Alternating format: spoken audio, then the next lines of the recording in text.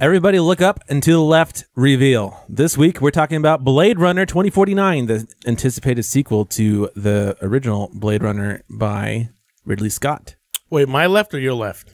Your left. And then scan your eye with a thingamajiggy to reveal that your serial code is NX-846123. There must be a mistake. Mine is W47587 #@gmail.com. Mine is There's no way your wallet is too inferior. Mine is a WD-40, and I'm super greasy. Nerd Confessions.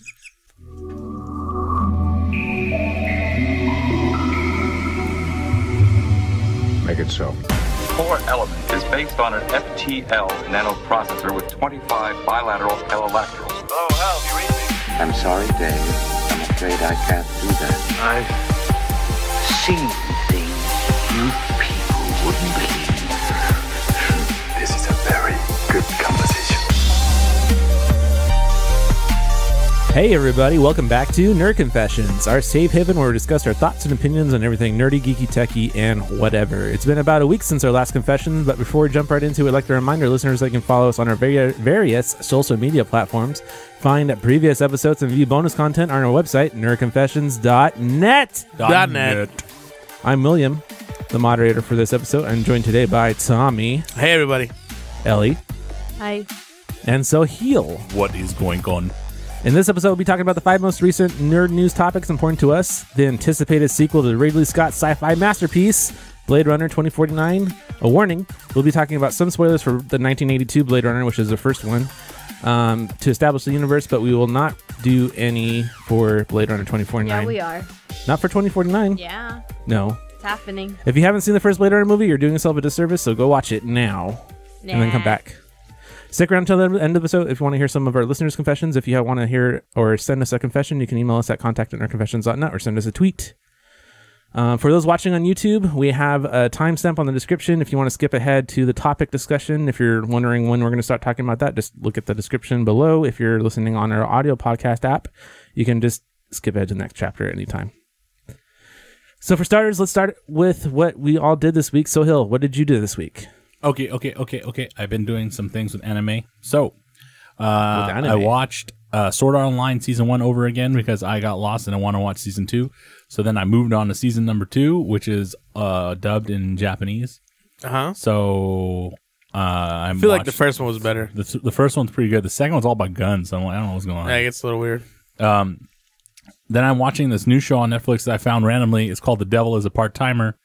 It's another anime where the devil is... So many animes all of a sudden. The devil works at McDonald's, and it's kind of weird. What? It's really funny. I thought it was really funny. Then I also played the Nintendo NES Classic with my brother. We played Donkey Kong together, and I watched Blade Runner with you guys. Donkey Kong. Okay. Yeah, the original Donkey Kong. Okay. We played that together for like a good hour and a half. We just sat there in front of the TV like old times.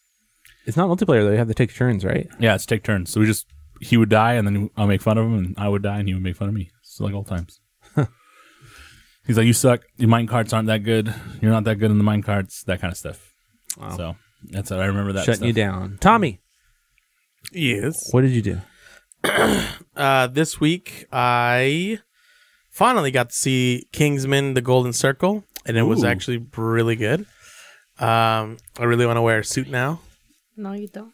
As long as it's bulletproof. Don't you want to be like a cowboy with like what's better, the suit in Kingsman or the suit in John Wick 2? The Kingsman suits are better. John Wick? Oh. John Wick has a very generic suit. Although it's technically Tom Ford, I think. But the British suits are like a lot classier. Don't shoot me for it. So what else do you do? I also saw the movie that Tom Cruise is in called American Made, which is a story of Barry Seal back in the days of Pablo Escobar. I want to see that movie. It was really good. Was Escobar as cool as he was in No, Narcos? not at all. Not at all. I didn't. That's the one thing I didn't like is that. Disappointing. Yeah, it was disappointing. He actually felt like, well, you'll see it. I also continued watching Dragon Ball Z Super. It started to get really intense now, and it's actually most interesting to see. And I can't wait for this Sunday's episode. Played a bunch of Ark, and I rewatched some episodes of Blue Exorcist. And oh no,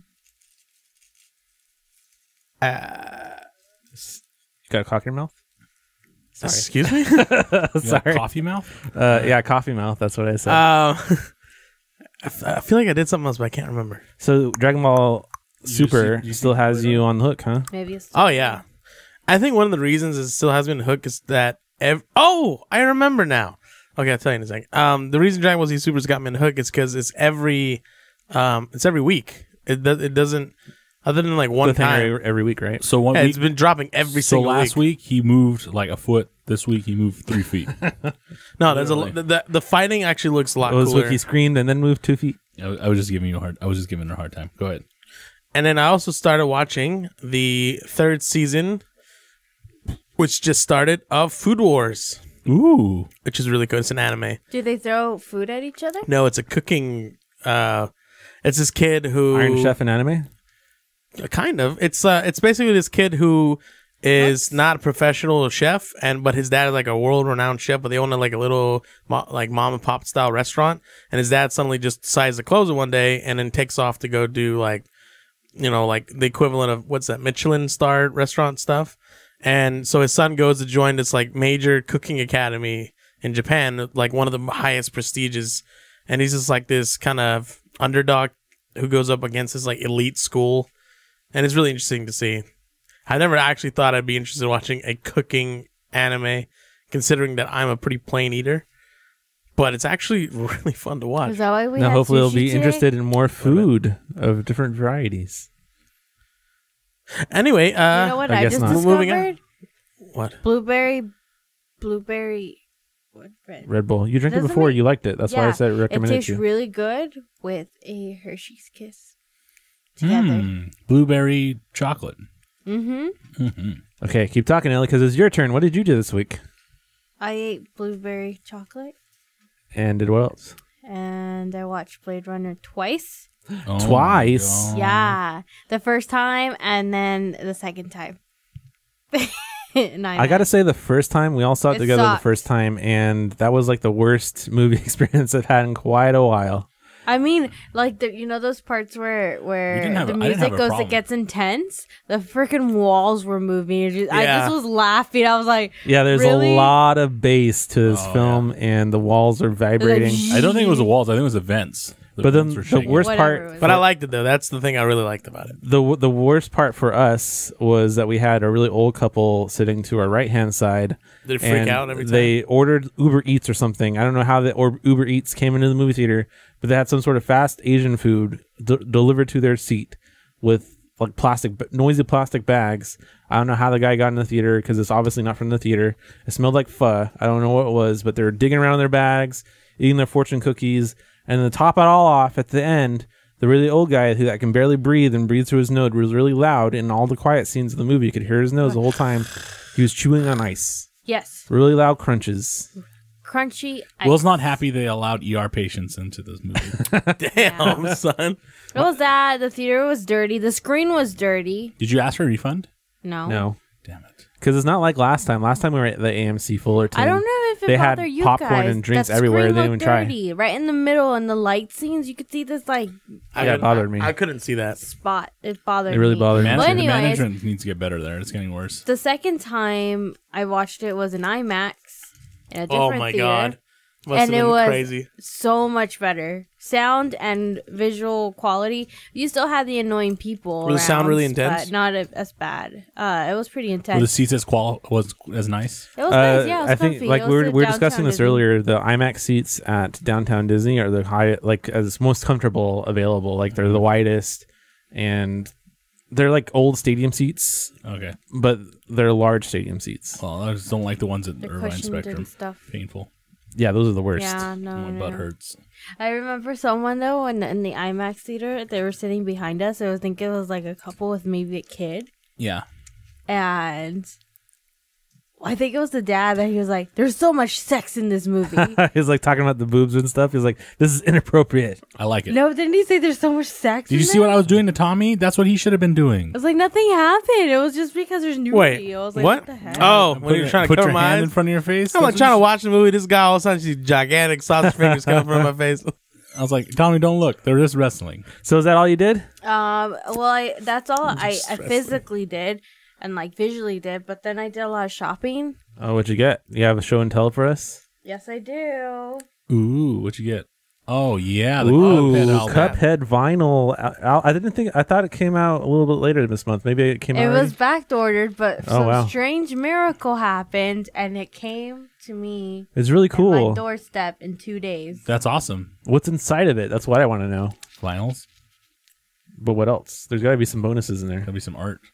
But wait, there's more. There's nothing in there, just the records. So. It looks pretty cool though. Oh, wow. Very classic. It's a very expensive vinyl case, I'll just tell you that. There's Right? 4 of them. How many songs in total? 21 or something? Yeah, no say. The soundtrack's like really 3 cool. hours worth That's a of lot music. of record. And they really That's did cool. a good job making it all look all old-timey and stuff. You get the digital download of the songs too. There's Like nothing Amazon? that physically. No, I got this through. What was it? 1-Bit.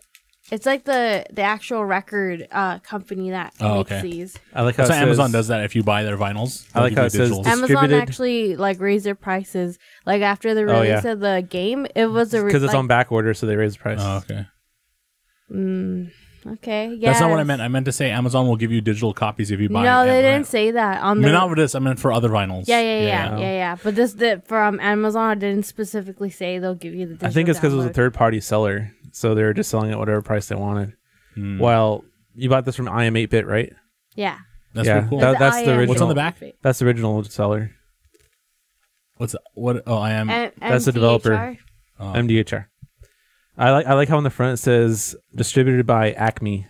Oh, that's funny. Publishing. Acme Publishing. But it's really distributed by IM8-Bit. They're the ones that made it. Studio MD. So the question is, are you gonna get a Blade Runner vinyl, Ellie? Maybe. I don't know if I would get maybe. I would get the music. They're definitely going to make one because Hans Zimmer always comes out with something. So look out for that Hans Zimmer vinyls. Yeah, but he always makes really good soundtracks. Pretty happy about this vinyl. Do you want to talk about the pop Funko Pop that we got from the movie? Oh, that's shit. No. Okay. Well, they had a deal. Okay, yeah. Where you can you're basically paying shipping, which is so this $5. is how they get you. They say buy your ticket for Blade Runner and you get a free Funko Pop. It's a random one. You don't get to choose it. Randomly selected. But then you go into the details like, oh, but you gotta pay $5.99 for shipping and handling, whatever. So $6. It's still like half off or whatever. So I went to the Fandango site. I put that in. I was gonna pay the $5.99 for shipping, but then I was like, oh, I'll purchase things. I purchased a lot of stuff from them. I didn't get that much. Thinking it was like 3 shirts in each order. I did 2 different orders. And from you rich, huh? From Fandango? From Fandango shop. I got this Pirates of the Caribbean shirt. I'm pretty happy with it. I didn't even notice that. Just to make this, I was just like, what game is that? It was on sale, so that's pretty cool. Just to make this Funko Pop worth it. Yeah, the shipping. The shipping worth it. As I get some cool shirts and all blah blah blah. I'm gonna get a randomly selected Funko Pop. Have 2 chances to get one of 6 characters. No. 7 characters because there's a chaser too. Right? One chaser. And guess what I got? Your favorite ones, the Wallace. Yes, I got 2 Wallaces. 2 ugly Wallaces with his feet. The first time I saw it in the first box, I'm like, okay, it is what it is. Second one, I'll be happy with any other character. And guess what? I got none. Got 2 Wallaces. No. Sorry, I'm just angry. And then this freak, no, you're not a freak. Sorry. And this freak. And he does the same Sit up, thing. excuse me. He did the same thing. He ordered at the same time I did. He got 1 Wallace, and then for some odd, strange the reason, other one was delayed. The next package was delayed. Maybe it's because it was a different person that wasn't like a dick and put all Wallaces in every order. He got a cool Officer K one. I'm sad I didn't get Harrison Ford, but yeah. It's okay. You got about Wallace. All of you got Wallaces. I was like, I'll be happy with any of them, but I got pissed off when I got 2 Wallaces. I'm like, great. It's probably a way to get rid of their worst seller. No, I think they just have shipping days. Yeah. The one shipping out today is all Wallace. No, one I don't think it's even shipping days. I think it's just that let's just grab a bunch of these and we're. I think what happened was whatever. I think what they happened is that whatever the box was open was all Wallaces. They're like, just put Wallace here, Wallace here, Wallace here. Yeah, the box is over. Now we have an Officer K one, Officer K, Officer K. Yeah, exactly. We're out of Officer K. this shit. Yeah, Here you I go. don't think the person's gonna be all like, let me mix this up. By the way, Funko Pops are pieces of crap. They're the shittiest things I've ever seen. I don't like them. I mean, Wallace. I'm not making fun of people that buy them. I just think they're just vinyl. I like the ones that look unique. I don't like the ones like Officer K. He barely looks like Officer K. Yeah. Wallace, he looks unique, so you can kind of recognize him. But You can Officer see K the looks toes. like almost half the other Funko Pops. Funko Pops. I'm not gonna lie. I thought that was By like the way, our Funko John Wick or the guy from the it Matrix. looks like John Wick. Yeah, they all look similar. all Funko Pops really high because their pupils are huge. Yeah, All right. they all look so similar. But Anyways, that was my rant on Funko Pops. I hate you, Funko Pop. well, I thought you ate Fandango Shop. And Fandango Shop. Okay. No, I hate Fandango Shop more. Well, I never wrote a nasty letter to them. I Ooh, should. look at you need to do that. I should. Boom, ba, doop, ba, Heal doo. me, Fandango. Well, as for me, Ellie, I played a little bit of Destiny 2, I not don't very care. much. Let's talk about these Funko Pops. Okay, we're done with Funko Pops. A little bit of Destiny 2. I didn't play too much because it takes too much time, and I can't afford that time right now. I played and beat Inside because I wanted a short and sweet game. I can just kind of start and stop. And that was from the developers that did Limbo. I was actually very surprised with how good it was. I had it sitting downloaded for a while. I just haven't touched it, and finally had an excuse to play it, so I played it. Do you remember Inside? Do you remember Limbo, Ellie? Yeah, it was a cool game. Should you play Inside? You'll really like it. The ending of it was really cool. Is this sequel called Outside? No. I finished season 3 of Gotham. Don't watch it. I don't recommend it. Don't do it. Blade Runner 2049. I saw it twice and once in IMAX, so a total of 3 times. Oh yeah, I also saw that movie. Okay. Yeah. I just remembered. It gets better every time you watch it, in my opinion. Yeah. That's what you say about every movie. I say you just get into. I wait do until not it say comes that out about on every DVD movie. And buy Yeah, it. you do. What other movie have I said that about? You said it about Star Wars. Just because I watched it multiple Spider-Man. times doesn't mean... What? I never watched Spider-Man multiple Yeah, you times. said about the Minions. You're full You watched of Minions? garbage. Yeah, he saw it twice. I did too. Only All the way movie I've from heard Disney. only movie I've heard everyone say that got better on the second try was Batman vs Superman, but that wasn't him. The Minions, Blade Runner 2049 is better the second time because it has a lot of details in it you can't really catch because there's so many details and so many things to it that you can't catch the first time around. What in Minions is so complex you can't catch it the first time around? When he Minions? says, I don't know, I when only he saw it says- once. What in Spider-Man is so complex you can't catch it the first It's time when, around? I when the only saw minions it say when the minions say papaya, and you're like, "Holy crap!" Is It's that like- a deeper meaning? Yeah, Oh, yeah, like yeah. yeah. I get kind of like I I want get to so confused about those papayas, certain bananas. words again. 'cause What about it's- what about Guardians of the Galaxy? Nah, That got better the second time around. nah. The second movie, yes, but not the second time you watched it. No, the second movie, the second time. Oh, I watched it the first time. I liked I it. was indifferent. It was just like saying. I It just wasn't liked quite as good the second time for me, but I know I all liked the them jokes both coming. the same, I yeah. still enjoyed it a lot. So with that, let's get right into nerd news. Nerd news. Why are you saying it like that? What should I say it like? Whatever you want to. It was scary. Nerd news. You gotta say it like nerd news. Yeah, nerd news. I'm not saying That's a lot. that. Or do a remix and be like nerd news. So guys, a Bob's Burgers movie will hopefully be coming in 2020. No specifics on the film yet, but it will be animated, and the 20th Century Fox team stated that they know it's an important film and they will make sure it's in good hands. So no We details don't on need that. Really? I never You- even- You don't like Bob's Burgers? I love I'm Bob's not, Burgers. I'm not a fan. Like It's I'm got a not big specific fan. taste. If you're, they got to watch it to I haven't like seen it. it. I like it. Like, I like it don't too. mind I don't love watching it, but it's but I just like like it. it's just there. It's better than some of the stuff that's out there right now, animated Yeah, wise. it is. The artwork reminds me of Beavis and Butthead for some reason. It's not really close to that. I would say it's kind of close to, I don't know. There's other things. Like that Gumby? was close. No, Gumby. Gumby was like 3D. It was like a claymation action, whatever it's called. This looks a stop lot like motion. Family Guy, yes, a little bit. No, not. No, I wouldn't not compare it to that, Family Guy at no. all. It's got a unique style, but it's kind of like I've seen it before. I don't know. There's like a unique. There's style to it. cartoons that have that style. Like Just none come to mind Futurama. right now. It's more like a Nickelodeon cartoon than anything. I was gonna say there used to be Rugrats? a show that there was on Nickelodeon, not Nickelodeon, but like Ren and Stimpy. No, on Rocket's Modern Life. shit. Hey Arnold. Hey Arnold. What's the late night stuff I that said that Adult already. Swim? Adult Swim had something like this. Aqua Teen Hunger Force. Okay, stop. No, Okay, so not that at all. Super What? Jail. Super Jail's the worst. It was nothing like Super Gel. Super Jail has the uniquest style, and it's very like close Shakezilla. to. Oh, But anyway. it's that, the one with the superheroes. I'm excited for this, Hey, but shit. I'm excited for this, but I don't expect it to make a lot of money. I don't think it'll be that successful, but I am excited for it as well. If it goes straight to Netflix, I'll be fine with that as long as I can watch it. Next news topic.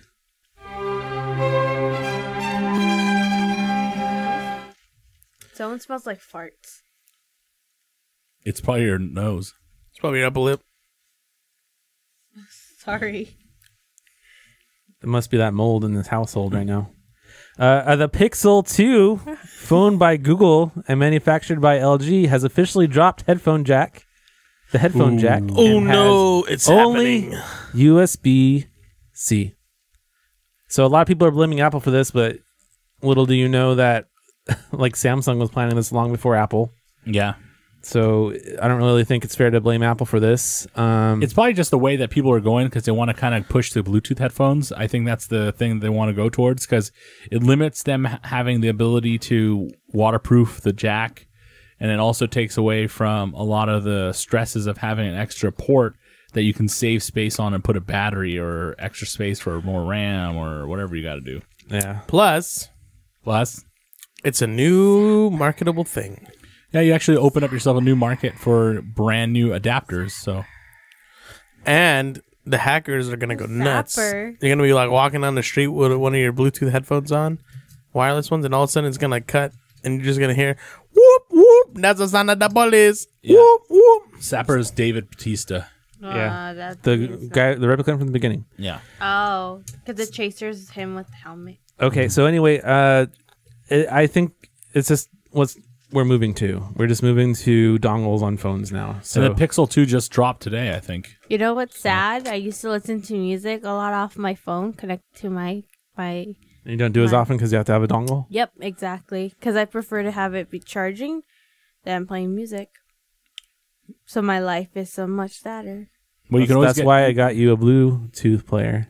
But I have to choose whether I want to charge my phone or do I want to play music still. First world You problems. can still do it with your Bluetooth headphones. First world problems. No, you have to have the Bluetooth connector thing to be plugged in for power. That's why I get a 2-port. No. I'm talking I about. got a 1 I have a Bluetooth headphones, like these, but they have their own power, so you don't have to worry. I don't know what you're talking about.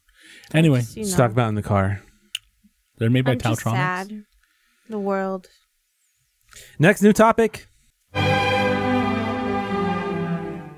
Westworld creators have hinted to medieval and Roman worlds to come in season 2 of the HBO series. Wait. Woot.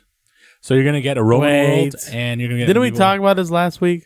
No, No. Why do I feel like we did? Because you probably read about because it. you were sleeping. No, we talked about this last week because I remember I asked you, like, how's Westworld?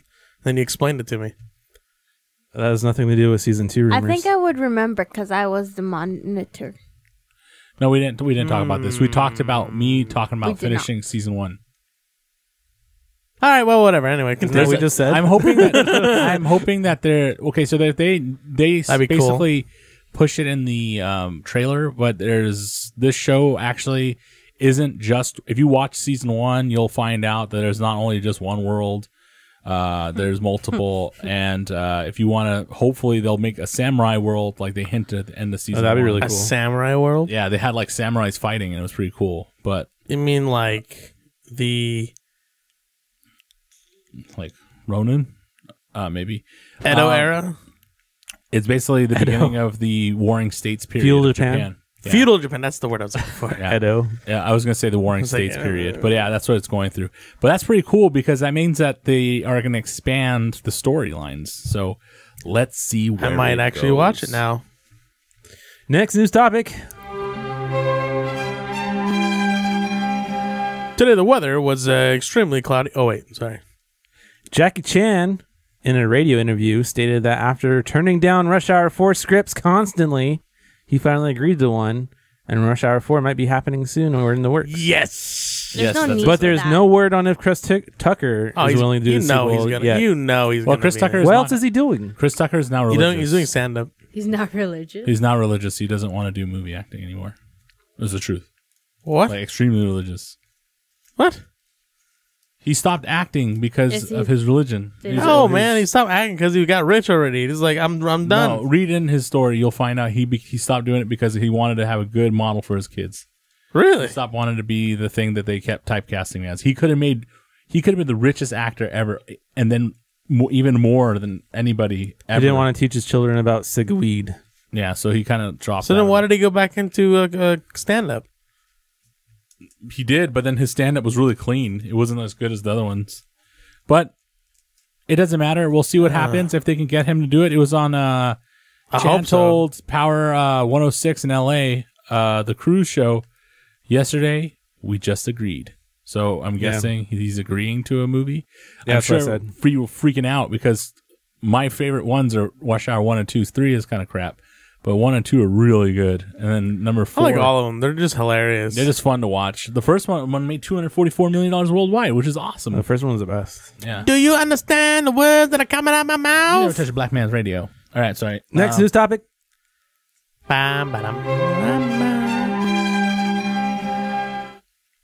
Halloween is coming back with theming in Overwatch. Lots of new theme costumes and loot. Actually, there's a leak before it actually is coming out, so you can see some of them. Spooky, spooky. We got different costumes than last year. Ooh. What is she? A lot of them were kind of like sexy last She year. is lava girl. What is that stance? Why is it so crotch heavy? Well, so they can stick out their butts. That's what Overwatch is all about. Butts stick out. Hey, Will, can you tell me what's that on her forehead? Glutes. Like, I don't know what that is. That is a stamp or what a is on that receipt stamp? or a price tag. It's very Chinese, isn't it? It's like a Yeah. they put a blessing on something and then touch Oh, it. yeah, What that's is what on it the is. blessing? I don't What does know. it look like to you? It's an alien. It looks like a water tower. It kind of looks like Keebler Elf's freaking cooking lounge, like where they cook in the tree. Where What? Where the Animaniacs will come out. Or it looks like a penis. I don't know what you want to say. Oh, I God. I knew you were going to go I don't there. think it looks like that, but okay. Williams gross. I said what? I didn't agree with You you. still Oh. see William? What was that? What? Continue. What did you say? Ellen? Dirty. I actually like this because it's pretty cool. I hope they bring it back to Destiny too. So let's see what happens. So with that, we're going to get into the topic of the week, Blade Runner 2049. Boom, boom, doom, boom, doom. Okay, guys. So what is Blade Runner 2049 and how is it doing in theaters? It is a sci-fi movie. Blade Runner 2049 is I'll tell you. Blade Runner 2049 is a sequel to the Blade Runner, which was released in 1982. The first Blade Runner was loosely based off the 1968 novel Do Androids Dream of Electric Sheep? Ooh, that's a good book. Do Androids Dream of Electric Sheep? Have you read it? No. Oh, It just sounds like a good book, yeah. Sounds like a weird name for a book, but it's cool. The author of the book, Philip K. Dick, Excuse me? That's a big emphasis. Was not a fan of movies.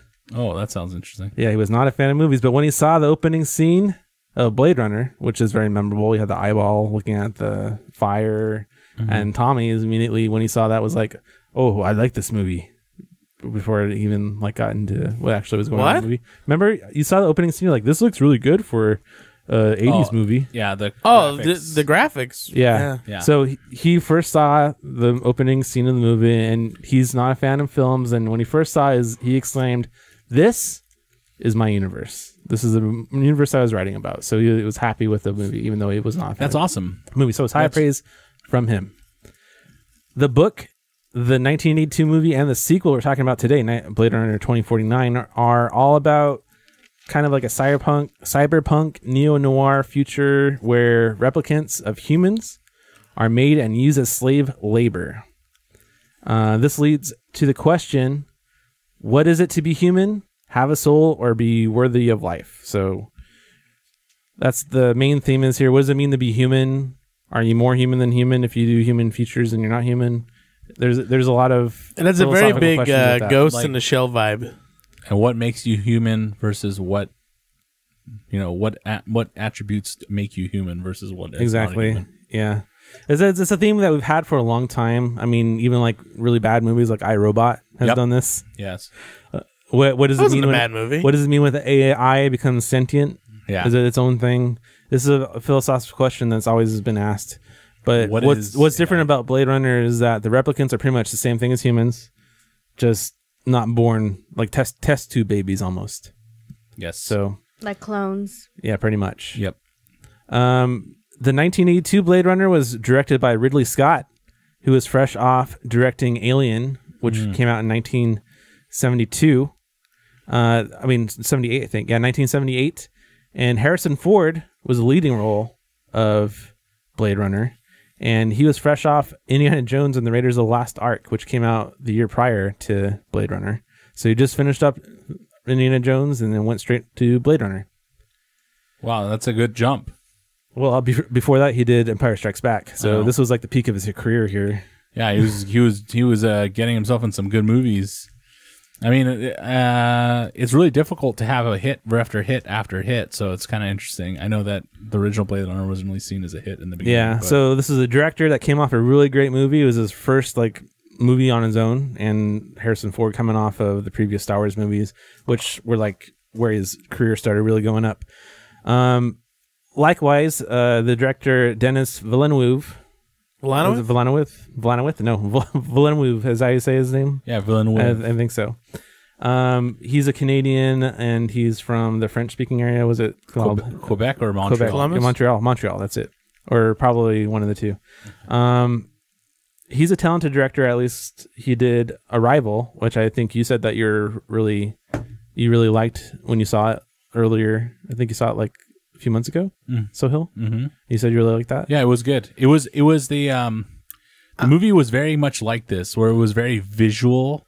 Yeah. And it was like a very deep thinking movie. It wasn't something that you would go into and say, hey man, there's an anime for this? Arrival had a really good reception. It was 94% on Rotten Tomatoes.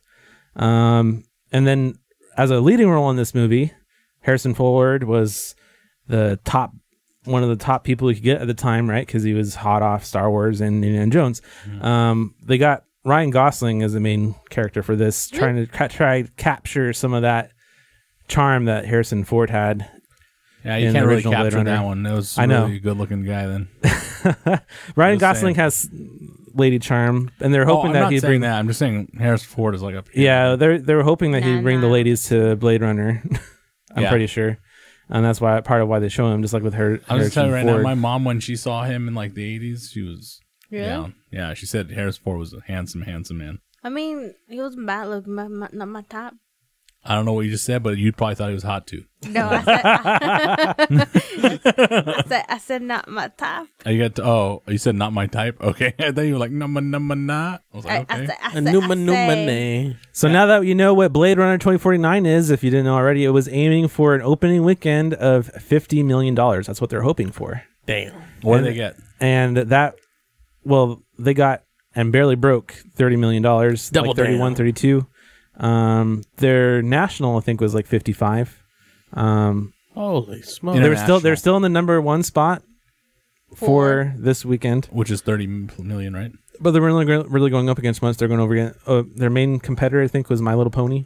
Oh my gosh! You're serious? Oh, I think no. Their Mountain. The movie that was their main competitor was the Mountain movie, right? Us. Yeah, the Mountain Between. Oh Us. yeah. Well, that and then also American Made. Well, that didn't come out this weekend alone, did it? It came out last weekend, I think. Did it? I think so. 2 weekends ago. 2 weekends ago, yeah. I could have sworn it just came out. I mean, it's not a bad opening. It's definitely not what they're hoping for, but to put this in perspective, this type of hardcore science fiction movie doesn't often do very well, and it's definitely a lot more hardcore. It's like Ghost in a Shell. It's like a very specific audience kind of deal. Yeah, and it's definitely a lot more hardcore than what they're trying to compete with as far as the science fiction goal, like Gravity. That had a $55 million opening, and that's what they wanted to beat here. Another example will be The Martian, which had a $54 million opening. Those are the best opening weekends for science fiction movies, besides Star Wars. Yeah, which is action more than science fiction. The Gravity and the other one is way more I guess you could say more realistic. More mainstream. Yeah. Gravity was actually very visualized, but Ellie, you're raising your hand. Sorry. Yeah, because I wanted to turn. I want to speak. Okay, go ahead. What do you have to say? The big thing I think I realized for Blade Runner, what happened is the marketing. Was it bad? I've asked a few people. I was excited about this movie this weekend. I asked a few people at work. They're like, "What movie?" They had no idea what it was. I'm like, "You haven't even seen the trailers?" No. Wow. People do not know this movie. I've seen a lot of. I mean, I never saw the original one, so I mean, I had no idea what the hell. I mean, Blade but Runner did you at was. least see the trailer for this new one, right? Well, yeah, because we saw it. Yeah. I don't have TV. You probably wouldn't have seen it any other way. Yeah, but I mean, see, they had ads on YouTube. They had ads on Twitter. I mean, I don't what I think it is like what I think the phenomenon is kind of like a phenomenon where you buy a car, like a new car, and then all of a sudden you see the same car everywhere. You're like, how many people have my car? But well, here's the it's other like that issue. with Will. Will's like, I like to see Blade Runner 2049. Then he sees Blade Runner 2049 everywhere. The people that are oblivious never saw it. Yeah, it just it doesn't. Well, not to mention you're losing people. I mean, like for example, a lot of people have Amazon Prime and Netflix, and you might not get that commercial for that movie. I mean, like even in just like I don't have cable. Advertisements and like posters. They did their or advertisements just, on Facebook, and they did advertisements on Snapchat. I honestly didn't see it as much. Part of it may be they I just never saw waited anything. too long to do this sequel. Part of it. I only saw Bus Stop. No, because I agree with you. The original movie came out in 1982. It's not a reboot. Yeah, it's so it's a sequel. So like compared to like how you guys are saying The Martian or Gravity, I felt like those were very advertised out there. They had a lot of hype. There was actually a lot of hype behind Blade Runner 2049. A lot of hype, but I guess it didn't get out as far as Gravity or films like that. I just think like I remember people like people on night shows like crap, what was his name? Jay Leno. He was making fun of Gravity because geese flew a different way in space or something like that. Some stupid joke. Yeah. And it had all that mainstream appeal. I don't think I've heard anybody like on night shows or anything talk about Blade Runner. It's because I think the original Blade Runner was so niche. It is very niche. Yeah, so people were like, you know what? The people that really liked it, it's kind of like what happened with Tron, because Tron was coming out in the 80s. No, I agree. I really like Tron, and it was underrated. Yeah, and then the second movie, nobody really liked it, even though it was really good. I liked the second movie. It's a bit slow, but yeah, it was good. It was slow, but it fit the marks of what I liked. And then I think this took the same turn. I think the people that really liked it went and saw it, and the people that don't know about it, they just never really pay attention to it, because sci-fi movies are really difficult to follow.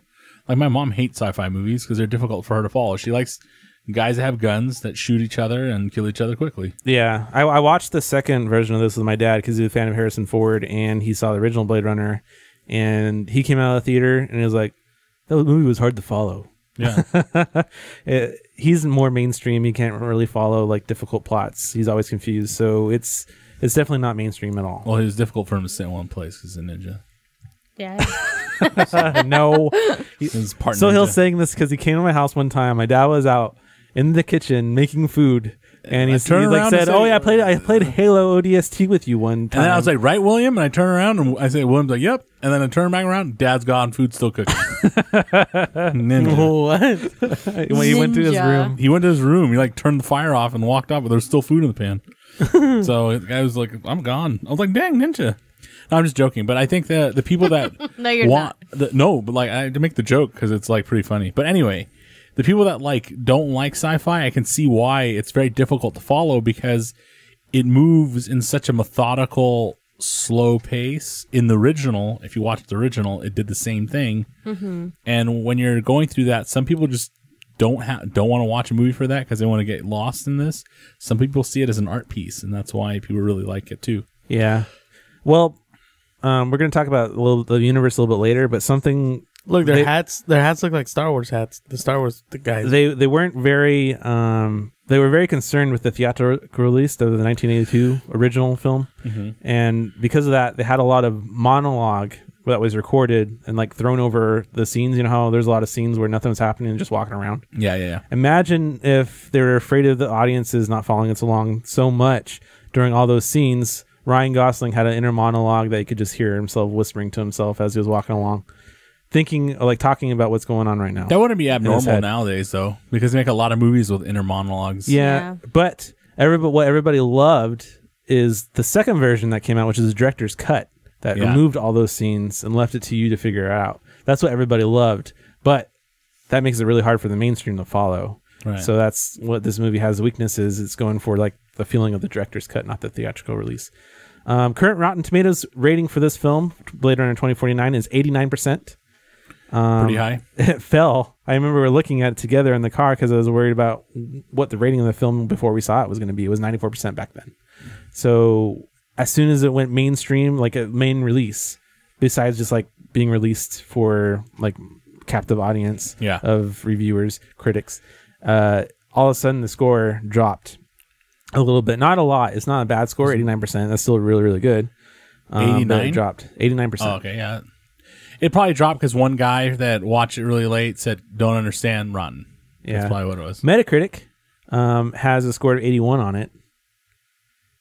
IMDb 8.6.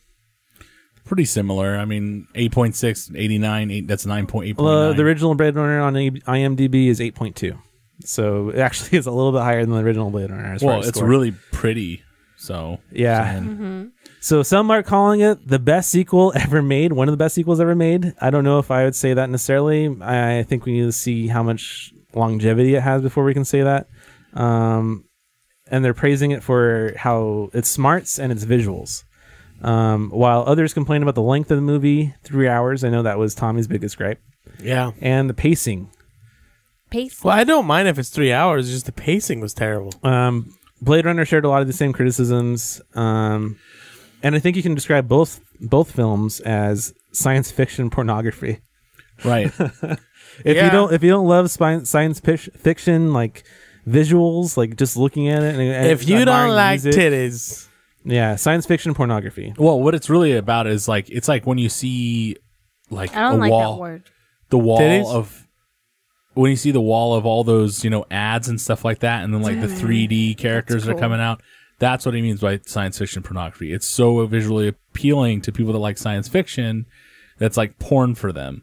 So, yeah, like food porn. People take pictures of their yeah, food. but just stop using that word. It's not even a nasty word. Relax. Pornography? Yeah, it is. All right, well, moving on to the Blade Runner 2049 development. So we talked about how the weakness of this film is that it probably took way too long to come out because the people that saw this film were in 1982. That's a long time ago. Remember that couple next to us that had a really hard time breathing through their nose? That's their time. They were probably 30 then.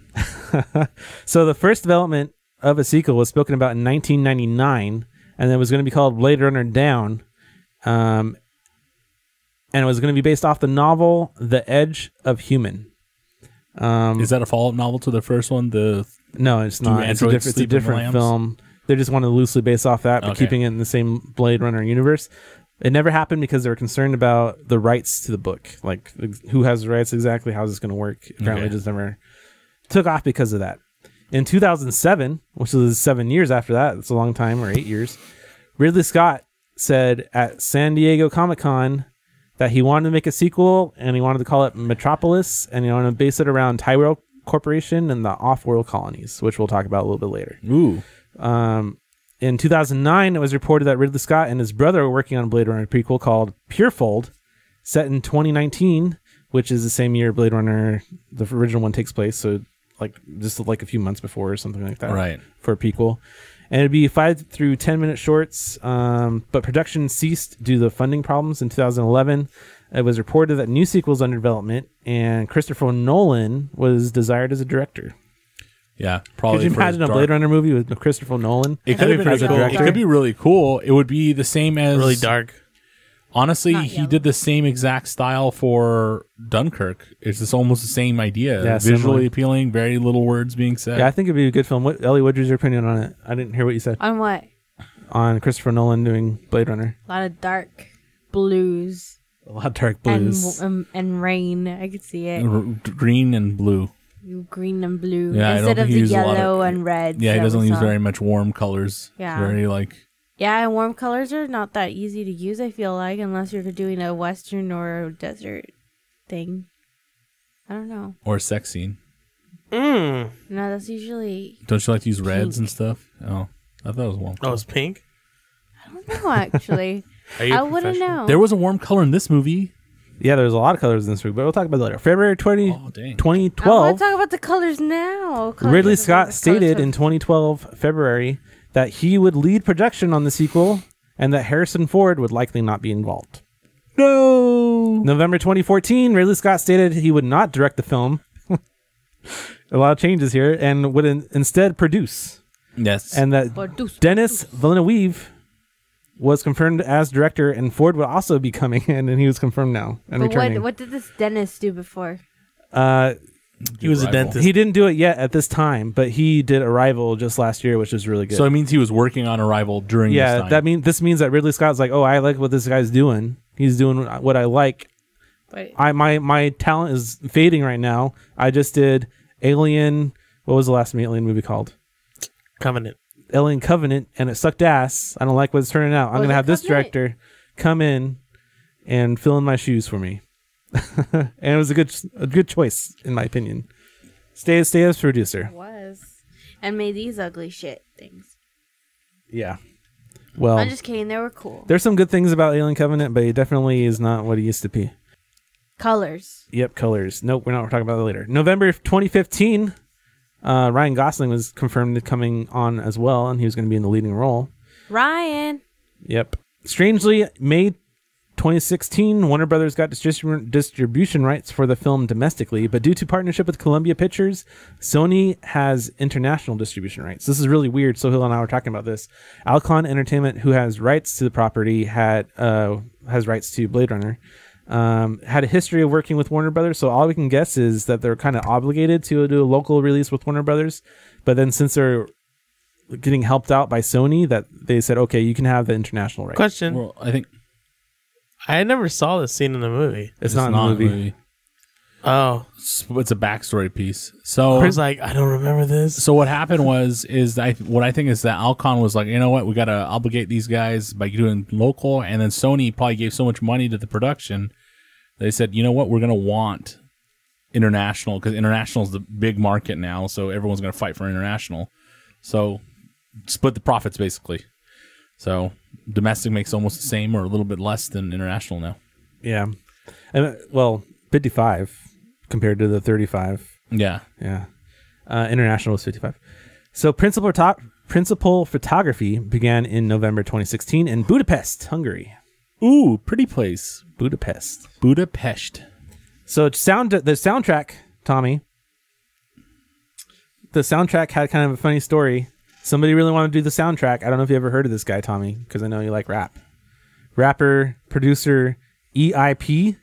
EI-P. Do you know who that is? Not a clue. He sounds like a sex disease. Like, He sounds like a sex. He sounds like you got that EIP? venereal disease. I don't know why this is even out there, but supposedly he asked to do the music for the first Blade Runner 2049 trailer, and he was so sad that he told everybody in the world he was rejected / ignored, even though he requested it. I don't know who his fan base is or what he's done, but that's really ridiculous. I don't know. I haven't. A rapper producer EI-P asked to compose music for the Blade Runner 2049. Sounds like a venereal disease.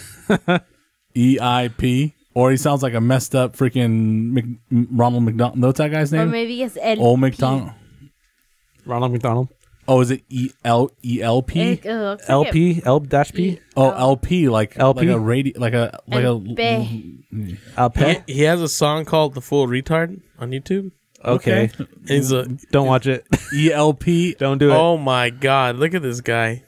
What is he doing? So you've ever seen what was that one movie where the Malibu's Most Wanted? That's kind of what this is. Can I listen to a little bit of it? Okay, fine. Put it on. Just a snippet.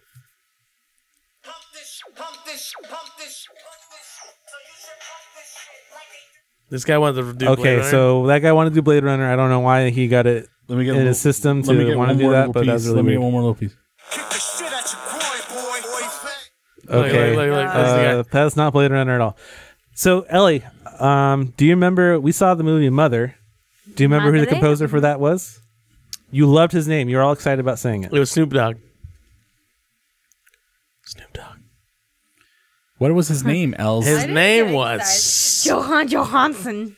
Johan Johansson. You were really excited John about Johnson, that name. like the kids, like Johan Johansson. He was going to be doing he did the soundtrack for Mother and Arrival, and he was rumored to be doing it for Blade Runner as well. Actually, it was confirmed, but he left because he didn't wanna last minute, and instead we got Hans Zimmer and Benjamin Wallfish. What did they do before? Hans Zimmer's done tons of stuff. He's done Batman.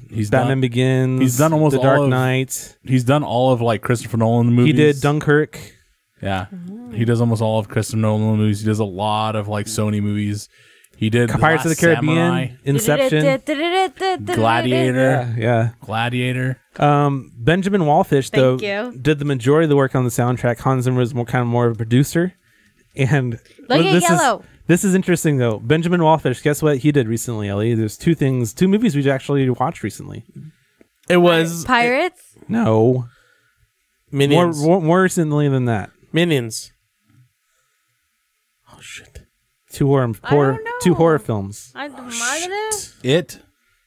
Yeah, he did It. What? I was a guess. And what other horror film did we see before It? Mother. Resident Evil. No. Resident Evil. Ellie, I saw it with Ellie. Oh, Annabelle. Yes, Annabelle the Creation, or Annabelle Creation. Hey, that Annabelle had a good. He did a lot more movies than that, but that's like some recent examples, and I thought it was a little weird, but he did a very good job with the soundtrack. I was actually happy with the soundtrack. It's good. A lot of bass. I loved it. Bass, but a lot of like the music wasn't very. You can tell there's a Hans Zimmer type, but Hans Zimmer likes to use clocks and ticking and all kinds of stuff, and it's not in this, so I knew it wasn't him. Like Coldplay? Yeah.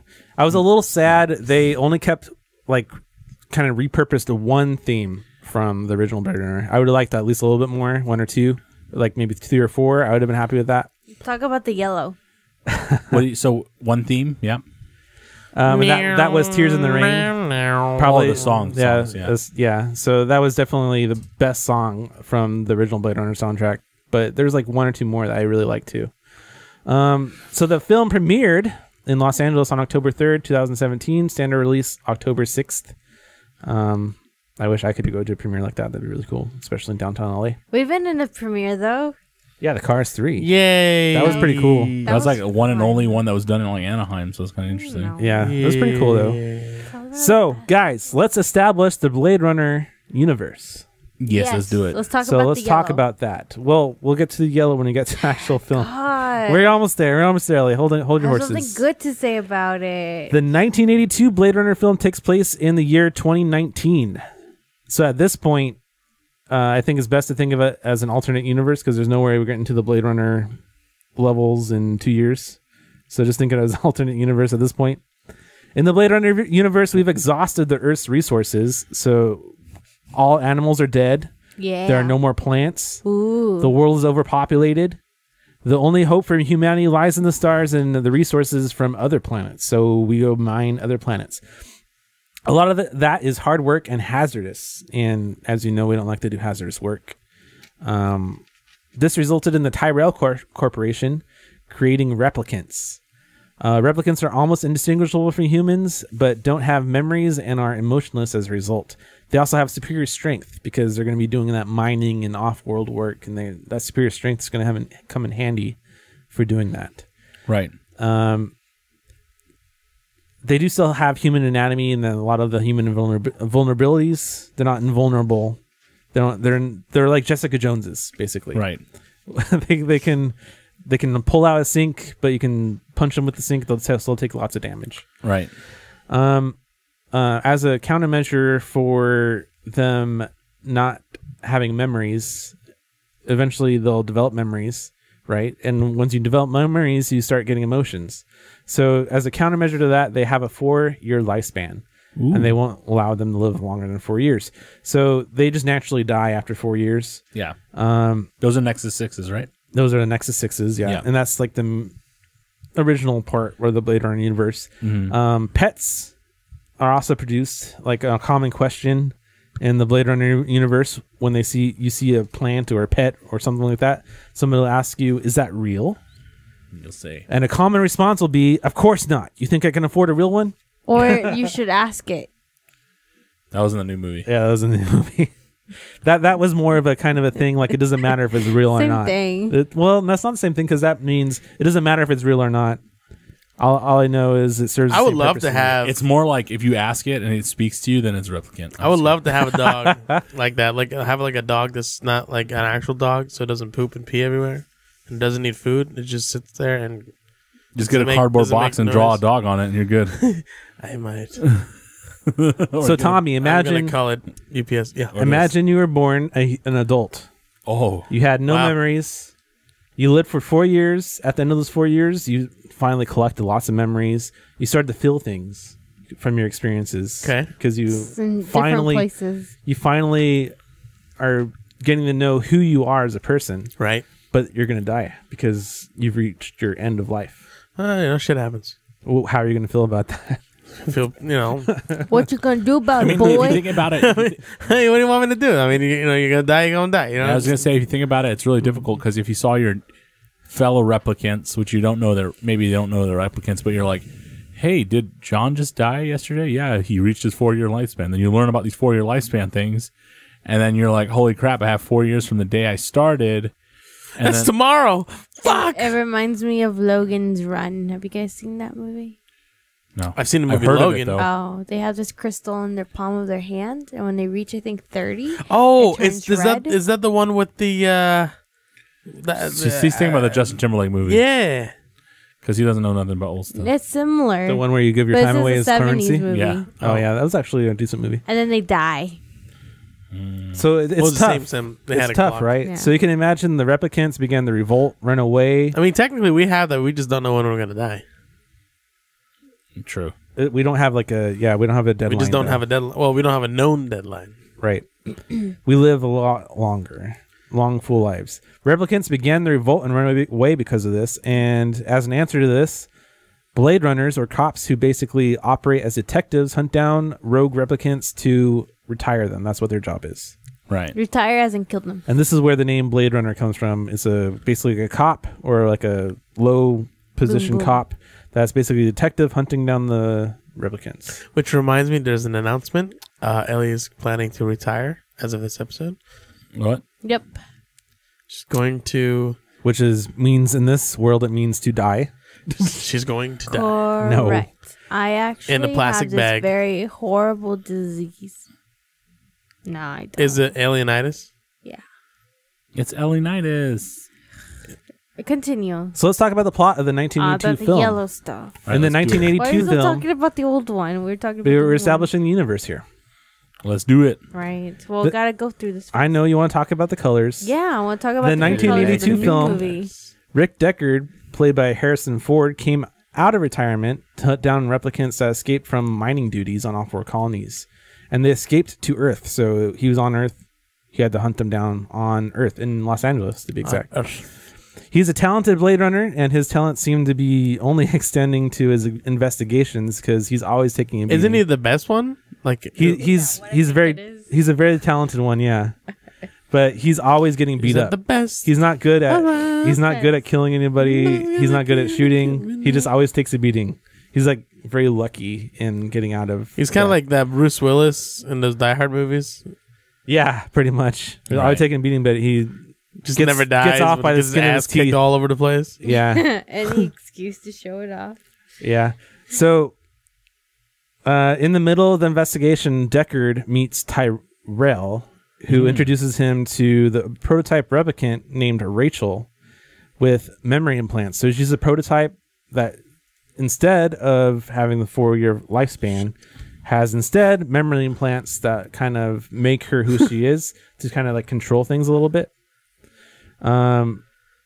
So he has him do a test on her because back then they didn't really have serial numbers or anything except for in their cells. So for them to understand if they're a replicant or not, they look for emotional response. So in this test, he's trying to test her for emotional response, looking for like any fluctuations in her ways her eyes are dilated or any like getting angry at him or something like that. Yeah, like that would change like kind of of mean that thought. she's a human being, like has a lot of human. So she almost passes the test because she has those memories. Right. So because of that, Blade Runners eventually have to change the way they look for things. But this is when he's introduced Rachel, and this plays a big role later on. Because of the test, she questions if she is human or not. She doesn't know she's a replicant. It was kind of a secret to make it a little bit more convincing. And she ends up being hunted because she runs away. So now she's part of one of the replicants that has to be hunted by Deckard. Yeah. And retired as a result. The escaped replicants, the ones that eventually escaped from the mining colony we previously mentioned, are hunting down their makers because they want to extend their lifespans. They're like, fix me, I want to live longer, basically is what they want. They end up killing Tyrell and having a final encounter with Deckard in the Bradbury Apartments, which is actually a real building in downtown Los Angeles. I don't know if you've ever been there. Is it called Bradbury? It's called the Bradbury Building. You have to make sure you open the door on the left. Yeah, well, usually I have them both open. But every time I'm in downtown LA and I happen to be in the area, I try to go there, just check it out. Is it named after Ray Bradbury, like the science fiction writer? Or no, the Bradbury is the people that constructed it. Got it. Yeah, okay. And it was built a long time ago in 1893. Well, that's old. Yeah, it was. When it was built, it was saying they were thinking this is what future buildings will look like. Everything they were doing, they thought, oh, this is what they're going to be doing in the future. Wow. So it's a really beautiful building, and it's funny as you said that. It's like on the screen, everything's on fire. It's not going to burn down. Ellie is making fun of me because the roof is on. In the show notes, I included a picture of me in the Bradbury Building. He wants to show it off because he's. I want to see. All right, so there I am in the Bradbury Building. Hey, so taking on there he is. 1925. Huh? There he is. Just joking. What do you do with your finger? I'm pretending like I'm holding a gun, but it doesn't work out very well because I'm pointing it up away from the camera. It looks like you're holding a hot dog. It looks like you're saying I'm available. Yeah, like, come at me. It's like, what's going on, ladies? I'm available. Come get me. But Harrison Ford ain't got shit on this. It's a very cool building. He switched it off right away. What's That's that? like the only. They don't really say Los Angeles. It's Los Angeles in the original Blade Runner, but they do say straight up, "This is the Bradbury Building, Bradbury Apartments." They call it the old Bradbury Apartments. They never say LAPD. I thought they said LAPD in the original one. I don't remember them saying that. Okay. Maybe they do. I know they did definitely in this one, but I don't know about the old one. I know they say in the beginning of the old one. Really? Yeah. In the beginning. I just don't remember it being as big a thing. It was in the very beginning when you saw the gas things exploding. So anyway, at the Bradbury Apartments is where the replicants that escaped have a final encounter with Deckard. And in the final moments, the replicant leader, Roy, explains how he feels to Deckard. And because of that, Deckard felt sympathy for them, and instead of retiring Rachel, he decided, I like this lady, she's sexy, I'm going to run away with her and live the rest of my life with her. So yeah, instead of killing her and retiring her, he just ran away and became an outcast, an outlaw. And that's where Blade Runner, the first one, ends. But there's a big question, and this is one of the things that you get with repeat viewings. Is Deckard a replicant? I think he's a special kind. There are several hints throughout the film that suggest Deckard is a replicant. The largest hints were not in the theatrical release, but the director's cut and the final cut later released added a scene where Deckard, when he's playing on his little piano, has a vision of a unicorn that's kind of running around. Later on, in the last scene of the film, the cop that aids and arrests Deckard, he arrests Deckard in the beginning of the film. Yeah. He has that mustache. He's in Blade Runner 2049 as well. He warned him at the end that if he wants to have life with Rachel, he doesn't like straight up say it, but he says, "If go run away with her if you want to have a life with her." Is that guy? And right yeah, that's him actually. He makes an origami unicorn and places it on his doorstep. When he goes to get Rachel, Deckard finds it on his doorstep. And how would he know that he would have visions of a unicorn? Memory implants. Yeah. So it strongly suggests that Deckard is a replicant too. There's a lot of debate about that, if he is or not. Or he could be a mix, like he's half human, half... I don't think that's possible. Cyborg replicant. Director Ridley Scott has confirmed that Deckard is a replicant, but Harrison Ford claims he is not. Well, who do we believe? The director or the actor? I don't know. What about the writer? What about everybody else that's involved? Well, I don't know. if you're going to go with the director... What about the sound guy? What does he say? Okay. So... Tommy just went cracked out. So now we're almost there, Ellie. We're almost there. The yellow! We're almost there. So there were 3 short films that were released explaining the major events that took place between the 1982 Blade Runner movie, which took place in 2019, and the Blade Runner 2049 movie, which takes place in 2049. Which we should have known about, but we never did. Well, I found out about it and I watched them, and they're really cool. But after the fact. The first one was Blackout 2022. Which is on right now. Yeah, it's an anime, and it talks about the blackout. This is one of the big things in the film. They always refer to it. As the Nexus 6 replicants depleted in inventory due to their limited lifespan, Tyrell Corporation produced Nexus 8s. Yeah. Why they do that, I don't know. I guess maybe they're putting all their faith into the implanted memories, making them better replicants, I guess. Or they just needed more of a profit stream. So yeah, I guess so. Not to replace their inventory all the time. Yep. And they were purpose built instead of kind of being more generic. They're built for a specific purpose. And we see this in the opening of Blade Runner 2049. He said he's like the muscle model or whatever it is. Yeah, he's a war class. Yeah, war class. Yeah. So they made these Nexus 8s, which had unlimited lifespans, right? Or are you talking about from the original movie? Well, the Nexus 8s did not have a limited lifespan anymore. They lived a full human life, and they have the memory implants. They just start as adults. Humanity, though, became less accepting of replicants and began hunting them down. So humans felt threatened by replicants now. Too many of them. They don't live 4-year lifespans anymore. I don't want them taking my jobs. I don't want them replacing us. We're going to kill those people, stealing our jobs, making us not as relevant anymore. So they look up like directories, like who's a replicant, because it's a public directory. Yeah. And go out and hunt them down. As an act of self-preservation, an escaped military group of replicants, again, kind of so he'll draw this out why the military groups are replicants, but I guess there's other replicants they have to fight, or maybe they're peacekeeping, or whatever they're peacekeeping doing. and whatever they need to do. Yeah, they decided that they're going to go set up a giant EMP bomb, and they actually pulled it off, and almost all the electronics on Earth, as a result, were destroyed or half shut down. Like all records, like imagine your hard drive, the huge EMP is going to erase all the data on the hard drive, or a plane will crash, or the plane will crash. A lot of crazy stuff will you happen. can imagine how devastating this was to humanity. I would be really pissed off. You'd use all like your pictures on your phone, all your data on your phone, all your data on your computer, everything would be gone, all like bank history. The only thing that would be left would be paper stuff.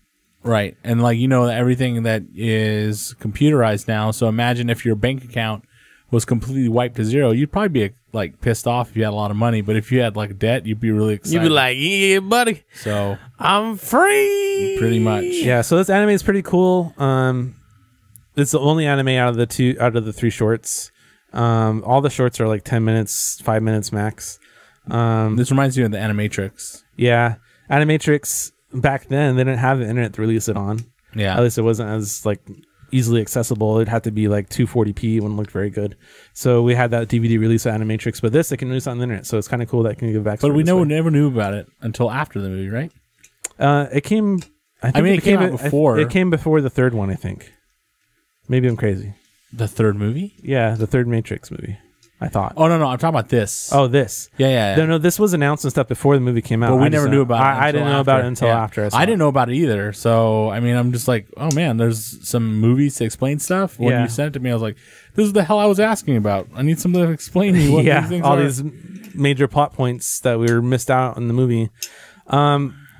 Nexus Dawn 2036 is the next short film. And that's a live action film. This is Wallace is the main part of this. Oh. After the blackout, replicants were banned from creation, which bankrupt Tyrell Corporation because that's pretty much all they're doing. Humanity fell upon tough times. Wallace Corporation came into the picture and averted famine by having protein synthesis. So they allowed people to actually have food. Yeah. Basically, you see that in 2049 of the first replicant that you see in the movie farming bugs, which is protein. Right.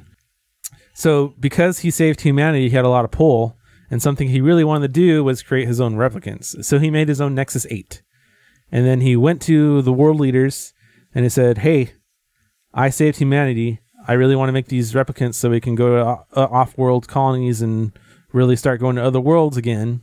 Right. And with his influence, he made him say yes. Yeah, well, when you got the money, you got the Which power. basically, he did that by having the replicant commit suicide or seppuku right in front of him. Oh, wow. It's live action. I actually liked his character a little bit more in that than Yeah. it was in the film. In the film, he did some really weird crap. But Right. He only appeared twice in the film. yeah, that's true. So the last one is 2048, Nowhere to Run. So this is 1 year before the actual film takes place.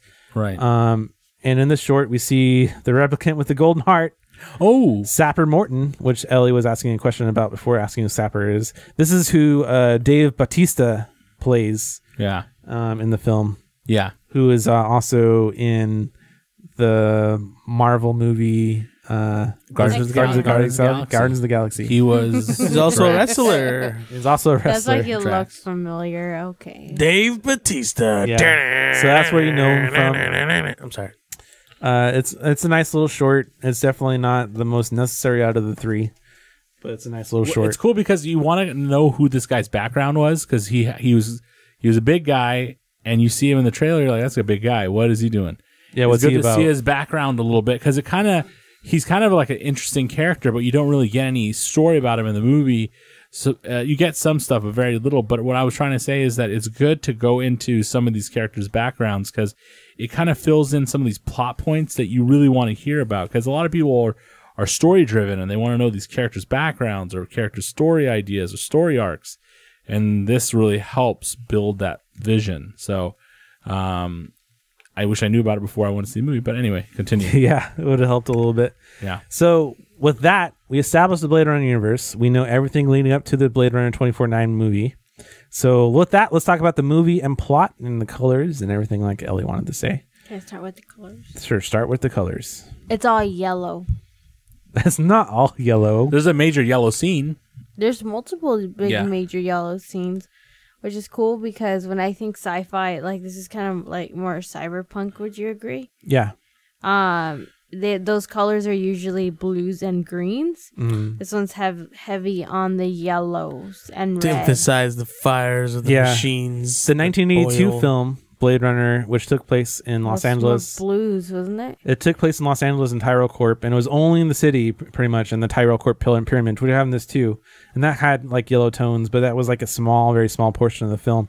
Los Angeles is all like black and blue. Yeah, in fact, with the final cut, they made it even more blue, more plain color blue. It's probably to help it look more dark or wherever. Yeah, to set the mood. Yeah, it's like what did they describe the first one as a noir like film?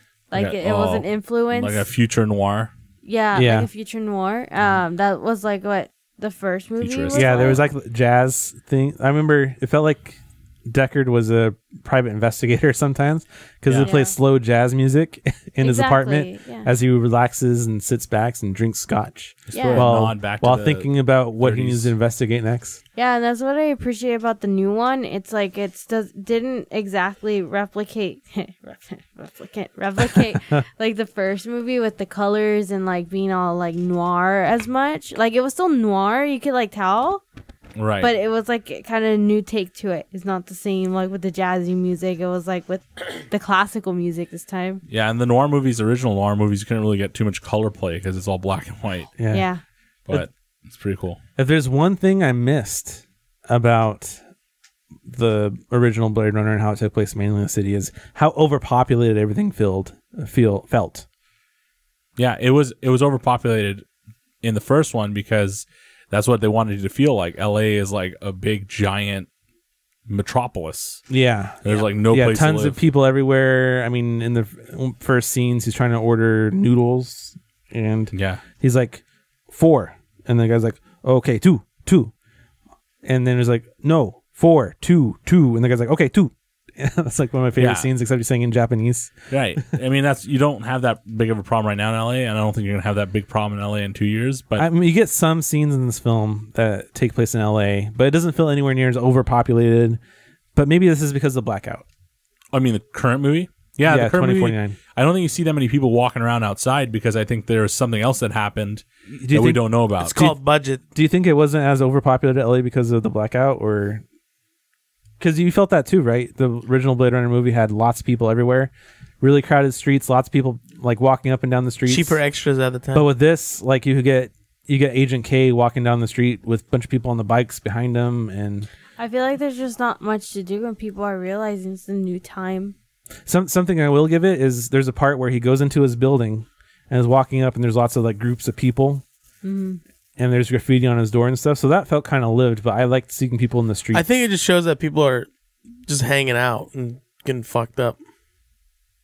Yeah, I don't know. It seems like a kind of a different culture from what the original had, basically.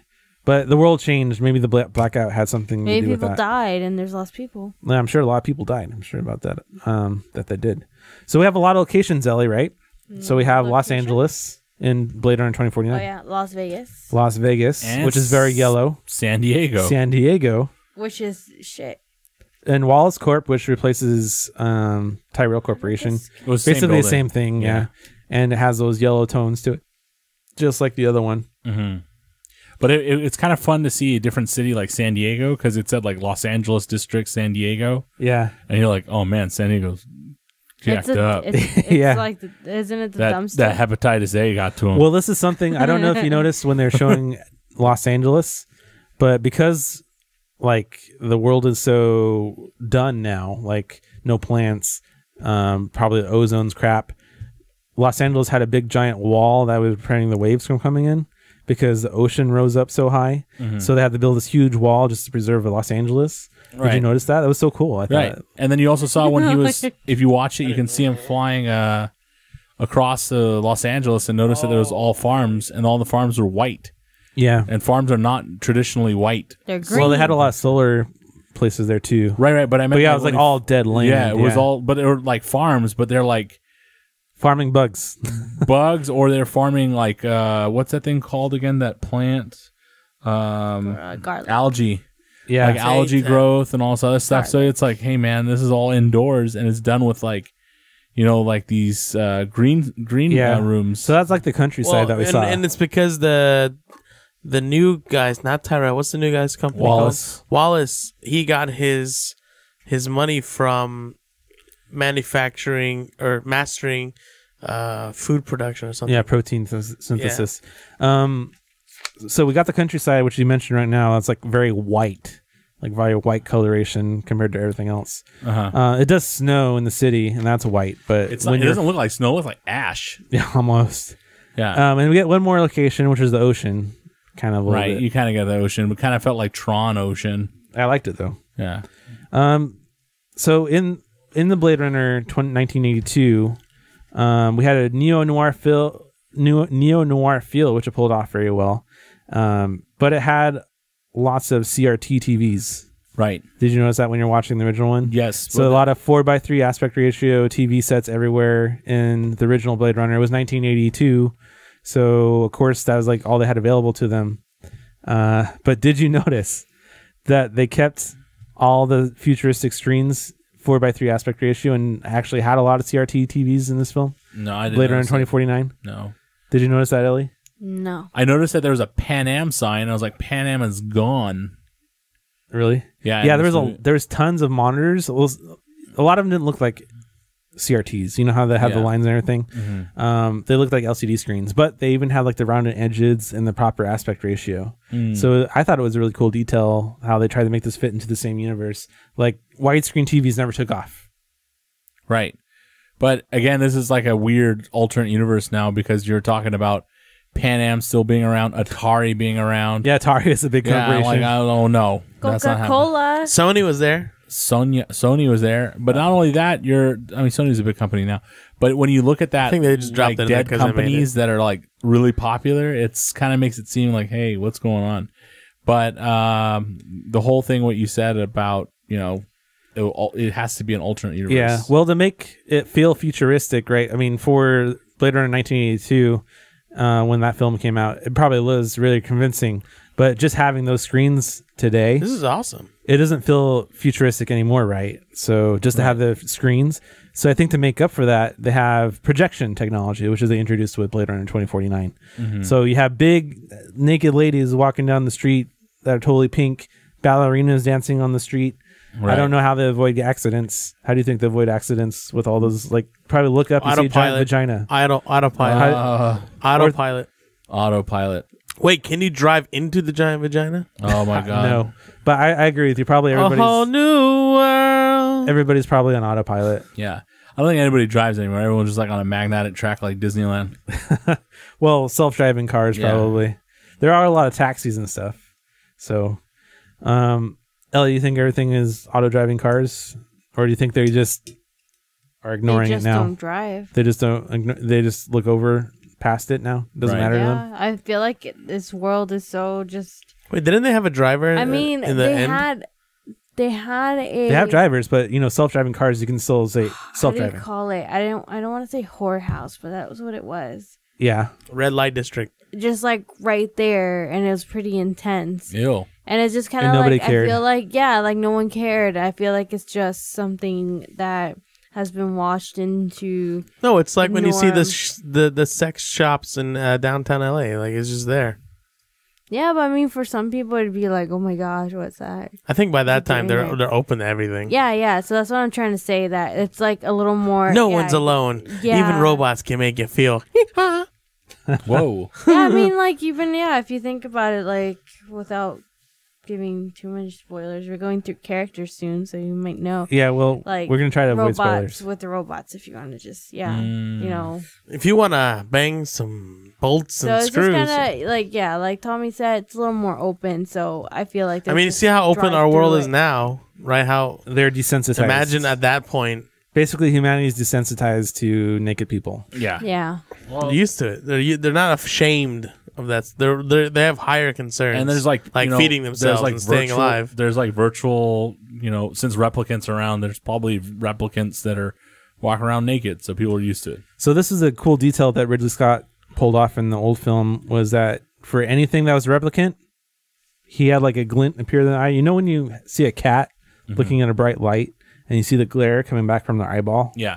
He did an effect like that with all the human characters. If it's an animal that's fake, like an owl, he had the same thing coming out of the owl's eyes. A glint To make it appear like, oh, obviously they're replicant, basically to help the audience. So in this film, they never actually did that.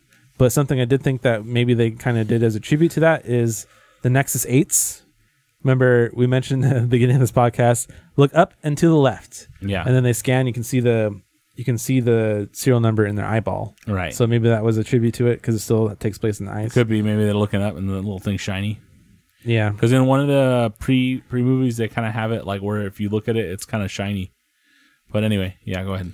So this is a big change from the original one. The Wallace Corp replicants have to be regularly tested to see if they're on baseline, which means that all their emotions are in check, basically. I got a very THX 1138 feel from that. I don't know if you guys seen that. Have you seen THX 1138? No, but it's George Lucas's college film. Yeah. It was just before he Star eventually Wars. made it into a full film. Yeah. Have you seen Equilibrium? Yes, it's like the Matrix one. It's very similar. Matrix. It's similar to that too, though, because you take a pill to avoid emotions. Right. So if you go off the pill, you start getting emotions. Right. And then THX 1138, same thing. They're on pills. They're brainwashed to shop and work. That's it. Crazy life. Yeah. So I don't know if you got that feeling from it, but kind of, but not really. I didn't really watch all of THX. Did you like the change? Did you like the fact that they had to keep on baseline, that test they put them on? I did. Did you like it? The what? The test where they try to see if the replicant on this is on baseline. That was cool. So it's not a matter of is a basically replicant. It's more of is a replicant in our control still. Yeah, the way they do this is they put you in front of a camera. They look you for any changes in your physical traits or what you're doing. Kind of like the test. Like, are you evolving? Basically like the test that they did on replicants in the first movie. Yeah. Kind of. So they'll say cells which you're supposed to repeat, and something emotional in the middle of it. And you're just supposed to repeat cells or interlinked. And Which I don't understand. Well, eventually, like, they caught him when he hesitated. Yeah, it was a very small hesitation. But Yeah, so if you're starting to give into your feelings, all of a sudden you hesitate, and that's when they catch you. Yeah, I know. He's like lost in thought, and he's not paying attention. Yeah. Which means he's not like in control of himself.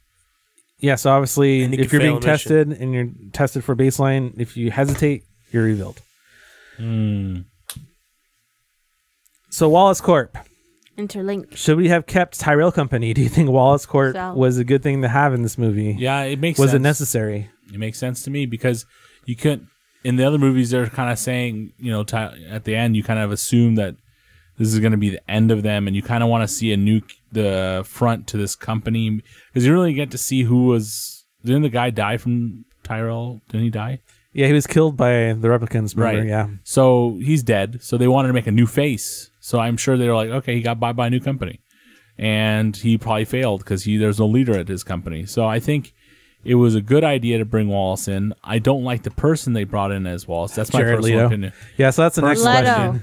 That's the next question. Not Leto. Jared Leto. What do we think about him?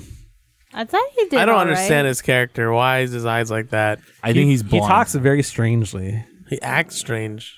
He's like one of those people that you meet on the street that think the world's gonna end. That's how like he's like that kind of a character. I'm telling you, man, they're pouring fucking No, but- salmonella in the water. But that's not what he says. He's like, so the bats fly at night because of echolocation. Because he's still traumatized He by kind of gave Batman. me a feel of that one character from BioShock with the photographer, the artist. Oh yeah, he does remind me of that He guy gave me a lot. like he's just like talking like about like this, the art, the clay, and like and Yeah, then he- at the you same know time how- he's like no. you know Starts who- with, his name starts with a C. You know who he Cohen? reminded me of? Cohen. Sander Cohen. He, Sander Cohen. he reminds me of the bald guy from Batman. Grand Theft Auto 5. Oh, The hippie redneck. that he's nothing like that. But guy. for once, I feel like this character matched Jared You Leto. chose the like the weirdo. weirdest guy that matches no one. But go Yeah. ahead. I felt like he still Weirdo has guy some. to match a weird. I character. felt like he might still have some Joker in him when he was doing this. A little That's bit. why he always. I think acts he in a went. lot of I movies. think he went for like a weird Jesus, Yeah. like a weird Jesus, like a weird Jesus character that kind of like I felt think like it's trying to go to like I am spiritually above everyone. Yeah, I am like- philosophical. I know all. Yada yada yada. Yeah. So he's blind, yeah. and to make up for this, he has flying or Cameras? hovering cockroach cameras. Yeah. Yeah. Make Cute. little cockroach sounds. And then you plug it in with a I guess freaking they're USB. kind of cool. I guess I don't know. I don't understand. Apparently, there's like one that likes to swim and hops out like a fish. I don't get. I that. think that was just a robot of his, but I'm saying that the thing that was really funny is that he can only see with those if he plugs in an implant on the side of his head. And I was like, what the heck? And like he has a big variety to choose from. And why? But I'm like, what the hell? How many cameras do you need? The guy's got like 20 cameras. He's like, how do you see all those angles? I know. There's one point where he's inspecting somebody, and at the same time, he was like looking at the face of somebody that was observing him inspecting. So Yeah. it's really weird. I'm like, dude, this is so weird. How do you choose those angles? It's kind of like you're watching stuff on security cameras at all times. It's got to be so weird. Yeah. But anyway, he kind of reminds me of a blind Jesus. And it really bothered me because he kind of felt like Jesus with his slick back hair and his beard. They should have like cut his hair off, made him like really slick looking. So he would look kind of greasy. That'd be pretty cool. But I mean, he came out like a weird Jesus to me. So Okay. anyway, I'm done. I feel like they should have shaved his head bald and presented him like Steve Jobs in jeans and stuff. I mean, there's probably a lot of like Steve Jobs in a lot of ways in this world. So Agent K, played by Ryan Gosling. He did good. Move on. He mirrors Deckard in a lot of ways from the first movie. Mm. Besides doing good, how else do you think he did, Ellie? I mean, Like, in what ways was he good? his acting was fine. The Ryan Gosling person, and then the character was Dull, boring? It was fine. He did his job. I'll tell you what. He's a very good at when it comes to acting with a straight face, and he's very good at showing emotion without speaking, and you could see it in just I the agree. face, the very very small facial twitches and movements, and the water in the eyes. You could tell like he was feeling something in the Expressive moment. eyes. Yeah, you could tell he's feeling something, and then at one moment you're like, he's not feeling anything. I agree. He did a very good job. Yeah, Just without words speaking. I love that blowjob fountain, by the way. I even felt like the character like stayed replicant enough for you are reminded. He reminded me of. He brought his character from Driver in. Yes, a little bit. A little bit. Drive. I felt like a little bit. It felt like he was like kind of much. quiet, and he kind of had like a very little to say, but what he had to say meant something. I would say a little bit. I just didn't understand though. Like, I think he mirrored Deckard pretty well. Aren't Deckard wasn't very replicants- talkative in the original either. Yeah, I know. But aren't replicants not supposed to have feelings and emotions? No. They have really. some. That's why they made them. Okay, so they do They have made them some. have memories. But the problem is when they start having too much, because they want them to have real human responses to things. Right. But if once you start like wanting to, if it's too much, then you become imperfect like human beings. And then then you start retired. causing crimes and things like this. Yeah. So Right. But he did a good job. I would say he did a good job. I think he was a good choice for what it is. Yeah. I'm happy Leto was not I don't think him. anyone else could have really stepped in. I agree. He did a really good job. I wouldn't ask for anybody else in this movie after wouldn't seeing him either. in it. So we had another character. Wallace had a favorite replicant, and he named her Love. She was scary, yes. Love was played by Sylvia Hoeks. Yeah. Where has she been in before? Like in what other movie? I'm not sure. You want to look it up? Sylvia Hoeks? She's actually a really interesting character. You get to see her in some of these trailers. And the thing I think that's really cool about her is that she seems kind of, pretty and, very, innocent face, but she is not. No. Yeah. They kind of, like, as you go on, you get to see a different side of her, which is interesting. Yeah, like in the Right. beginning, she seemed fragile and just kind of like that secretary to Wallace. And then towards the end, Yeah, get you hints see a of it, and then it gets whole worse and different worse. Right. Yeah. side of her. She's creepy. Like, I wouldn't want to mess with her. She scared me. Like, even like in the beginning, I felt she was so like dainty looking. And then towards the end, she just seemed like seemed like this tall, muscular person like that. So she has- I would have messed her up. She has a lot of films. She was in Bros Before Hoes. Oh, that's a good movie. That's directed by Tommy. The X-Ray Eyes. I mean, I don't recognize any of these. The Storm. Life is Beautiful. Life is beautiful. No, that's not. That's a TV movie. Yeah, these are all probably like TV shows. Frankie. Tiramisu. There's a lot of stuff on here that she's in. But a lot of them are shorts. She probably knew somebody and got. Well, she did a good job, so I hope she gets more roles after this. I think she did a good job too. She sold what I wanted. I hated her. Exactly. That's what she was she was going good. for, right? You just, Yeah, that's I all you believe so, wanted, too. To hate them. She pulled it off Like pretty well. she gave me the whole like, oh my gosh, she's a really like badass lady, but she's evil. Right. And I hate her. But then I like her. Agent K Superior, Madame, or Lieutenant Joshi, played by Robin Wright, which is... Robin Wright is the ex-husband of Sean Penn, ex-wife of Sean Penn. Sean Penn. She's a good actress. She did a good job. She was good in Wonder Woman too. She's what? Yeah, I forget. She was actually in Wonder Woman. A lot of people praised her for that. Yeah, she did a Wonder good job. Woman? Like the old Wonder Woman? The current one. Oh, She was the one that was training oh. Wonder Woman. Right, the old one. No, she was training her. The very strong old one. Yeah. Yeah. On the horse. So, let me ask you, what is Joy with a J-O-I? Joy She is fake. She is fake. She is Joy a is an liar. artificial intelligence that is created to ensure comfort and desires are met by people She and is human an beings. escort. So Joy is an AI girlfriend made only a projection technology. You can't touch her. This introduces a different type of what it is to be human question, right? You can't physically touch her, but so she's made up of programming only. Yeah, but she can induce emotions, right? And the cool thing about her is that she can take any form she wants, but she keeps the same basic facial and body type. Yeah. But it's kind of cool to see her like change, dress or whatever she was wearing. Yeah, to see the creativity with it. So she's made up of programming. She doesn't share like memories like the replicants do. And she's not vulnerable, living out in the open world But with yet she organs and things like replicants are. But yet she's what? She learns. She does learn. and you can tell like she would do anything for people. Like it feels like real emotional responses. But the question is, are they?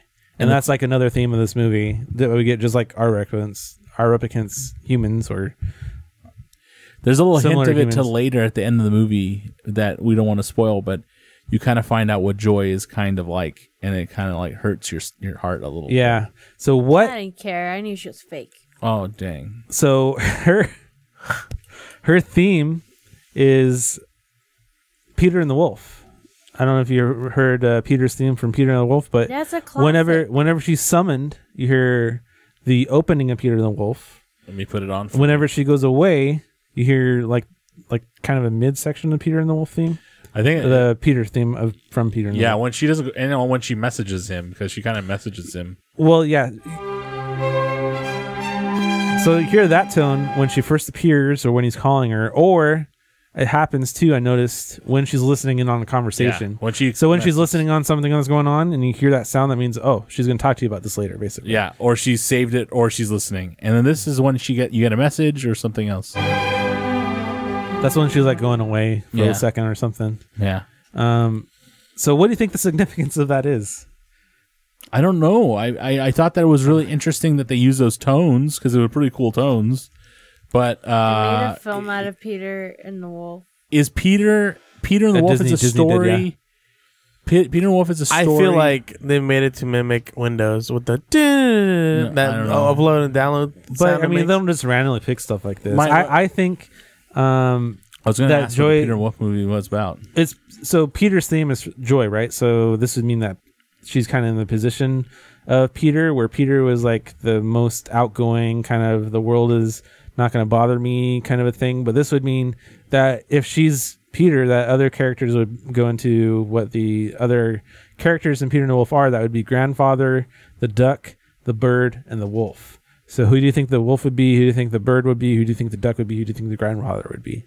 That's what my question is. What the hell is going on? What? Yeah, why are we talking about this? But just obviously not. If I have to, humor William, the grandfather would probably. Well, you saw Peter and the Wolf, Ellie. So who do you think those characters would apply to? You saw it. So who would they apply to? The wolf How do you know I saw it? The wolf is Wallace. Because you knew what it was. Peter is the officer. I wanted to say one simple and the thing wolf after you're done with this idea. Okay, so maybe we should just leave this up to you. You should listen to the tale of Peter and the Wolf and come to your own conclusion. I'll bring it up. Everyone dies. I wanted to say one thing. That's not true. Death is I good. think what her tone was to be positive in a world of darkness. Bullshit. That's basically what Peter is in Peter and the Wolf. He's like an outgoing boy. Nothing in the world will hurt me. Grandfather is the one warning him. A little boy. Right. Maybe grandfather would be Madame. Yeah, the kind of superior figure. She's the oldest character here besides Deckard. That gets a visit. And then the duck would be something that's like a really dumb person. I don't know who the duck would be. So I don't know. Come to your old conclusion after thinking about this. We're setting you up to kind of experience and take the most from this movie. I really do think Joy is interesting. Go into the movie knowing this, and how does this apply to the characters? It made the movie a lot more fun for me. I really felt like Joy was his light. That's what I felt like, his guiding light in the world of positivity, and his guiding like joy in this. She was literally his joy, and whenever that sound came on, you kind of felt a little positivity because you're like, oh, that's Joy. Yeah. So it kind of felt like when you get a text from your girlfriend, wife, boyfriend, whatever, your significant other. So this is something else that has a lot of significance. The naming of the characters. So you have Love, you have Joy, and you have Madame. So kind of like a love triangle there with Agent K. Kind of. So Joy loves Agent K. Love hits on Agent K kind of awkwardly. Kind of weird, yeah. And so does Madame. Kind of hits on him awkwardly. But it doesn't really fit. And these also play into a role later as well. They do. Yeah. Well, we can't spoil anything, but go into the film. Just think about it. Thinking about it. You'll see. And think about the colors while you're at it. Yeah, think of the significance of love and joy, specifically. I want to know, what about Harrison Ford? Harrison Ford's alive. He doesn't know how to land planes. What about Harrison Ford? How much is he in the film? I don't feel like he's in it enough. 10 minutes. He's not 10 minutes. I'll say 1 hour. 1/3. 1/3 of the film Which is is in. 1 hour. I think he's pretty much in it for like a good 30 minutes. Yeah, 'Cause I don't think he's in it for an hour. I think he's in they it for a good couldn't 30 pay him minutes. for an hour. Well, he's busy landing at airports in the wrong taxiway. I think maybe it could have been a little bit I mean, more. he's like, what, But 70 something? When they did introduce him into the film, and I think he did really well in the parts that he had. I don't think he's lost his acting chops. I don't think he's. I just But think he's 70 something, man. Give the guy some think credit. I didn't say he lost anything. I said he's still pretty good.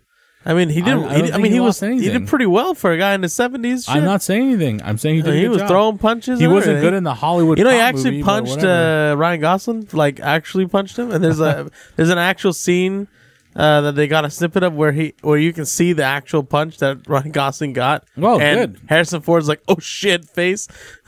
I mean, it's in the movie. It sells it a little bit more. Well, Ryan you're a Gosling's fan of Adam Savage, and Adam Savage recently got to see the guns. Oh yeah, I haven't that watched was the that film. video yet, but I want to see it. I had to watch it because I love the gun for original. It's like a revolver. Yeah, he's feature obsessed with pistol. Blade Runner as well. Yeah, it's really cool, and you have the two. The guns look awesome. You have the 2 red lights on the side of the gun, and you even have a new gun in this film. So I was excited to see what he said about that. I really enjoyed I mean, there wasn't a whole lot, but I did the fight scenes that they did have, even though it was like a minute or 30 seconds, it was still pretty cool. Yeah. So it was really well choreographed. Well, the reason I brought that up is because of the fact that when Harrison Ford, he picked up the original gun from the first movie that they brought back, the revolver kind of blaster. He was like, "Oh man, this is really heavy." He's like, can I not do this because he hurt his wrist earlier? You just mentioned that he's 70 years old, so that reminded me of how he was like, "Oh man, I really want the rubber gun. Give me the rubber gun, not the full-on metal gun. That's really heavy." Right. That's because he injured himself a lot in movies he's just done recently. Yeah, crashing planes, he broke his neck, breaking. I don't know, his injury. Or was it his leg? So Destroyed himself by a Millennium Falcon door. I mean, yeah, he's like 70, clothes on trying his to leg, save right? somebody. Yeah. 77 years old, man. You gotta give the guy props. I'm not saying anything. I'm just saying he's hurting himself. But anyway, he feels comments at home. he had to do. I mean, I understand that he has to do what he has to do. I mean, he sold a lot of the good. He did a little bit of action in this movie. I thought it was pretty cool. Yeah. So I know you guys are dying to get there. Overall thoughts. What do we rate the film? What do you think about the film? That's it. It was okay. We'll start with you, Tommy, since you're most excited. Overall, I think it was pretty cool. If there was a lot of parts that were a little bit slow in pace, if they maybe sped it up a little bit and added just a bit more action, a little less talking, I think it would have been a solid like 9.5. But I'd give this an 8. That's 0.5. nice. Let's move on before just because of the he changes pacing mic. problems. The pacing, because there was points where I was just like, holy shit, I am really fucking bored. Like, I was just like, let's go. Like, I want to see more of the world. I want to see more of what's going on, because it's a really cool world that has a really good sound. The visuals are great. The acting is great. But it was just fucking, there's moments when I would turn to Soil and go, Jesus Christ, what's happening? It was okay, forget it. Yeah, well, there's like one shot in particular. The third time around, I was like, okay, this is a really long facial shot of Ryan Gosling, like really long. He did a great job. It's for the ladies. But it was really long. Yeah. So, Ellie, near next, what do you rate the film? What did you think about the film overall? How would you do the film better? Or is it perfect? 9.5. No, actually, 9.8. 9.8. Dang. Yeah. That's really high. I was not expecting it to be that high. I would put it the movie on the shelf with movies like 2001: Space Odyssey. Wow. Huh. All right. That's a good score. Because, they're like movies that you're like, You get what more happened? The more you watch and it, there's the like, more you get. ooh, it's pretty. But what happened? And then the second time you watch, it's like, oh, and then you're discovering things. And it's just as cool because every time you watch it, you're discovering things. Right. And with I like 2001: movies Space like Odyssey is like to the max. Like you talk about long and slow pace. Yeah, Push it talk to the about long limit. and slow pace. Watch 2001: Space Odyssey. So yeah, and it's one of my favorite all time favorite movies. That's awesome. So Blade Runner can easily go right next to it. That's cool. And at 9.8, and then only 0.8 or 0.2 off because.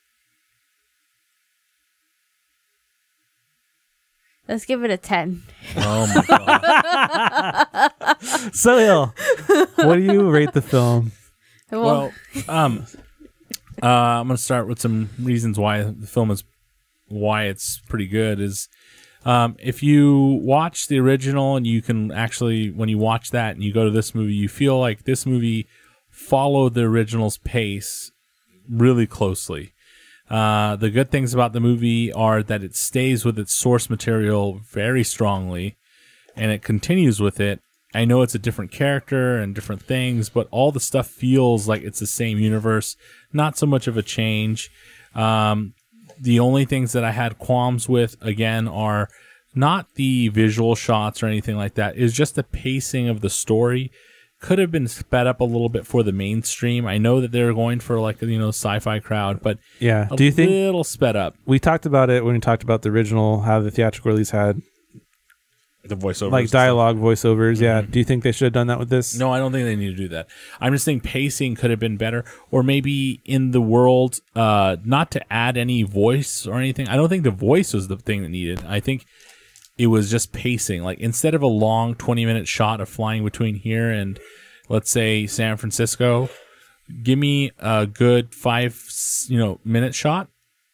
And then after that 5-minute of shot, him like walking done, through the city or something. Yeah. Instead of all of the him crazy walking through stuff the city, happening, just a simple shot like that, or maybe a cool, maybe like instead of him touching some honeybees like in the trailer, like I don't even understand what that was all about.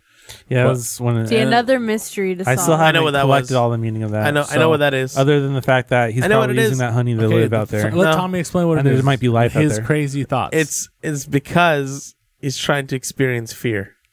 Okay, so let's. I don't think that's it. I think the honeybees have to do something with Harrison Ford living there. Yeah, he's like using the honey for food. But if there's bees, there's usually plant life too. So can we talk about he how got that wood from somewhere? So maybe there's trees over there or there's plants. Can we talk about how he takes his hand out and it's fully covered in bees, and then like a second later, there's no bees on his hand? Right.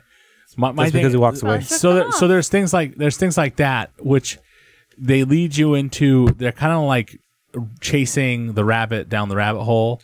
There's like ideas, and then you think about it, and you're like, "What the fuck did I just see?" It's cool. I just think it kind of killed it. And then they had a good character in it, like Dave Bautista, and killed him off and immediately. He was in it for very long, and it made me a little bit annoyed because I wanted to see more of him. But it's okay. If I was going to give this a good rating, and by all means, an 8.5 is not terrible.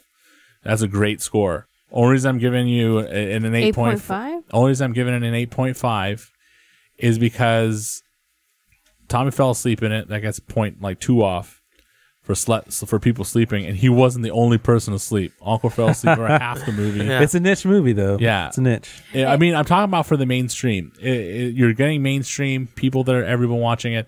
I'm not going off of the IMDb or whatever it is. What is it called again? The Rotten Tomatoes people, because they overly hype things that are not always great, and they underhype things that are okay. Right. So I'm trying to keep it fair. So I feel like this movie was good, but it's not for everybody. Like my mom, if she saw this movie, she would walk out because she'd be like, "What the fuck did I just watch?" Yeah, so are my parents. They'd be like, "What the fuck is this bullshit?" But if you took like people that are into sci-fi, they're gonna love this movie because it's so like at least parents love this movie. Beautiful and things like that. Her real parents, the aliens. Yes. Yeah. So actually no. The thought of the fake news, dude. Sci-fi-ness is really cool. I like the visuals a lot. The visuals are great. Mm-hmm. It's just that it doesn't save you. Visuals don't save you and everything. We saw that with what's that movie? Just Valerian. It doesn't save you. Visuals don't save you. Definitely not with Valerian. Yes. Jesus. So there we go. 8.5 is okay. If I'll bump it up. An 8.7. No. You know, I found the reason why I took 0.2 off. Why is that? Because I saw feet. Oh, yeah. Wow. Jared Leto feet. Elliot doesn't like I feet. didn't want to see that. Doesn't Dave Bautista look like his head is bigger than his face? I mean, like, something about it looks weird. But anyway, go ahead. That's all I had to say. So is that all you got for your rating? So 8.7? 8.7 is a good number. I mean, it's not. I think that's a great rating for a movie that like isn't blowing up the box office like the rest of it. I think. It's so overall, we can agree that it's an 8.5. Oh no, Will didn't go yet. Yeah. Oh. So for me, I'm exactly the niche that this movie's catering to. I love cyberpunk, neo-noir films, especially ones with that complex and then overdrawn visuals. You would love living in this world. So wait, you said 8 or 8.5? I was an 8.5. 8.5. So it was 8.7. 8.7. You were 9. Yes, and you were a 9.8. 8. And then Will's gonna give his right now. 9.5. 9.5. 9.5. Oh, why? I was like, do I give it 9? Do I give it 9.5? Really? I don't know if it's perfect. Okay, I want to know why. Why is it not a perfect 10? I just like I said when we're talking the feet, about, isn't it? The feet. It's not the the feet. feet. I would have really liked more Los Angeles, busy downtown, overpopulated. Kind of like in this right here. Yeah, if there was more like the short film with Batista where he fucks up and reveals himself. If we had more scenes like that with like tons of overpopulated, we got like one scene. Like I said, there was the one where he walks to his people, but towards the kind of mid to end, it feels an empty city. There's a part where he's walking around trying to figure out what this piece would lead him to, right? Yeah. So he has this guy. He actually goes up to the guy from the Tom Hanks movie where he's tapped in. He's been taken over. I am the captain now. That guy that said, "I am captain now." Yeah, I was really hoping he would say something like that. I looked at Tom. Didn't I tell you, Tommy? I looked at he's the "I'm the captain now" guy. I am captain now. You look at me and I just hear, "I am captain now." I'm like, what? That was like. Oh yeah, I can understand why the rest of the movie maybe they wouldn't show how proud it is, but that was the number one opportunity that they would have to kind of show the crowded city. Like maybe he's walking through different places and he ends up with this one guy, and this one guy has the resource to actually tell him where it comes from. That was the opportunity. I just take off 0.5 points because I think they missed the mark there a little bit. It felt too dead. Lost the opportunity. So overall. Maybe it's because of blackout, like I said, when we were talking about the establishment of the universe. But I mean, I just missed opportunity, like Tommy said. Even if it was like not, if it was overpopulated, you should see people. I mean, there are all these advertisements are advertising to somebody, not advertising to themselves. So unless everyone's inside on like virtual reality headsets getting the jerk off. Oh, unless everything's like WALL-E and everyone's like on the chair. Or like Sword Art Online and everyone's plugged in. I forgot how much I liked WALL-E. Not a lot of lines in that movie. Maybe like what? A paragraph? Maybe that's part of why I liked it so much. So with that, we're done with Blade Runner 49. Go see it. 2049. Don't definitely let it get out of theaters without seeing it. See it IMAX if you really want. It's beautiful. 8.7 crevices with codes on it. Or no, 8.7 8.7 replicant ball sacks is what you said earlier. Oh, yes. I said 8.7 replicant. So what was it, Ellie? 9.125. Wow, that's a good grade. That grade. rounds up to 9.2. 9.2. It's not round up to 9.2. 9.1. Glass in your hands. Moving on. That's a great score. I'm going to tell you right now, go see it. Yeah, see it. There's some cool parts. Ooh. They speak Korean and Japanese in this movie. Give it a chance. You know what I say, though? But you have to be in the mood. Hey, listen, that computer that was talking to him in Japanese was making me pissed off. Yeah, make sure you have food, but you don't have crunchy stuff because the people next to you quiet. would be annoyed. Yeah. And it's a quiet movie. Don't chew on ice. Don't chew too much. Don't chew on ice. It is also a good movie not to go to if you have a lot of gas. Yeah. If you have a lot of farting problems, be wary. Good. Everyone's going to hear it. You're going to have to time it right. Yeah. Because even the music that comes out, oh man, those marbles, man, they piss me off. All right, get to the confessions. We're talking here about farting in a movie. About this movie to make it a good experience. Make sure you have your food. Make sure you don't drink too much. People are stupid. You're gonna have to really pay attention. What are you, their mother? Make sure you're not sleepy. Make sure your butt is ready for 3 hours, and you'll enjoy this movie a lot. Have a good day. Don't pull a Tommy and fall asleep. Yeah, don't pull a Tommy. I was tired. That shit was hard. Make sure you're not tired when you go to see it. Yeah, because there's some quiet moments where you are going to pass the F out. So with that, let's get into listeners' confessions. Confession of a confession. So Austin from Reaper Interactive confessed to us via WordPress, and he said, it was okay. I guess. It as in the movie, the horror movie, It with the clowns? Yeah. He's responding to basically what we thought about it. He wanted to share what he thought about it. It was okay. It being the Stephen King movie adaptation. It was okay, I guess. Sounds good to me. Yes. I thought that whenever a lot of people were saying that the comparison... It does have a lot of hype and kind of is overhyped a little bit. Ellie, do you think it was overhyped or is it really as good? It was overhyped.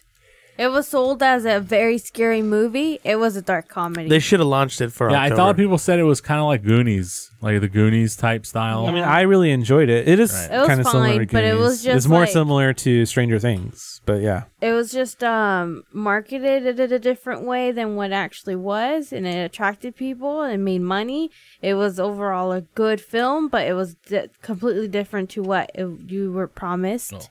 So, yeah, I don't know. It was still good. This is a part? So Austin from Reaper Interactive. No, there's no hair there, actually. If you want to elaborate on why you think it's okay, you guess. Don't be afraid to tell us why. We'll try not to shut you down too much because we agree with you're justified in your opinion. If you want to confess how your true feelings and how what you really thought was okay about it, what you didn't agree with, let us know. Oh, yeah. If you would like to send us... Wait, what happened to our friend Dante? Okay, well, he was very embarrassed, Ellie. You scared him off. I'm sorry. You called him out. You wanted selfies. Of your face. Which resulted in inappropriate jokes from both Tommy and Sohail. Well, when a guy wants to What are you talking about? When a girl wants stuff from a guy, what do you expect? Some sausages. It's just that, my face is out All there. I think about is sausage party. So I just thought maybe it would be even. Like, we could have put our faces together in the Game of Thrones thing, and then it put our faces together. And then give it big smooch. Like, in the statue thing, or the head A lot of people are doing this, put those faces together, like prime ministers, and they all come out to be like this young white guy. It was really weird. Long story short, Ellie got angry and uncomfortable and scared off. I didn't get angry. Husky I just get Dante. uncomfortable So, Will, I have a question. and shy. Yes. And then my Husking it up. aggressive side came out in the end. So, Will, I have a question. If I want to send a confession, what do we do? Well, Tommy, so rude. if you would like to send us a confession, you can email us at contact@nerdconfessions.net or send us a tweet to @nerdconfessions with zeros replacing the O's. Aha. Well, that wraps up this week's confession. Join us next week for more discussions and opinions on things that pique our interest. If you have any confessions you would like us to discuss, feel free to send it our way. As always, we want to thank our listeners and followers for tuning in, supporting us. Share us, like us, review us, subscribe to our YouTube channel. Whatever you want to do, every bit helps us grow. Oh my. It's growing time. Growing We're time. growing. Especially after you send us selfies. Ooh. And don't forget... No, stop it. You're embarrassing him. And don't forget you can find our previous episodes and bonus content on our website, nerdconfessions.net. So this is Nerd Confession, guys. We'll see you next Monday night if you're watching the stream. Tuesday night if you're going to be watching the edited version of the podcast. You should watch or Blade listening Runner. along. Yes, go watch Blade Runner. Next week, I guess we're going to be covering Shadow of Mordor. What? Or what is it called? Could be Shadow of Mordor. Is it not Shadow? Or is it Shadow? That's already been out. Who cares? Wait, what about Assassin's Shadow of War. Assassin's Creed that comes out later this month. Same week as Mario Odyssey, which is terrible. Damn, it's already Why the they same make time? me choose between the two? I'm so gonna sad. be Mario tomorrow. Shadow of Mordor's a game, by the way. Boom. Blah blah blah blah blah blah blah blah blah blah. I'm sorry. It's on foot.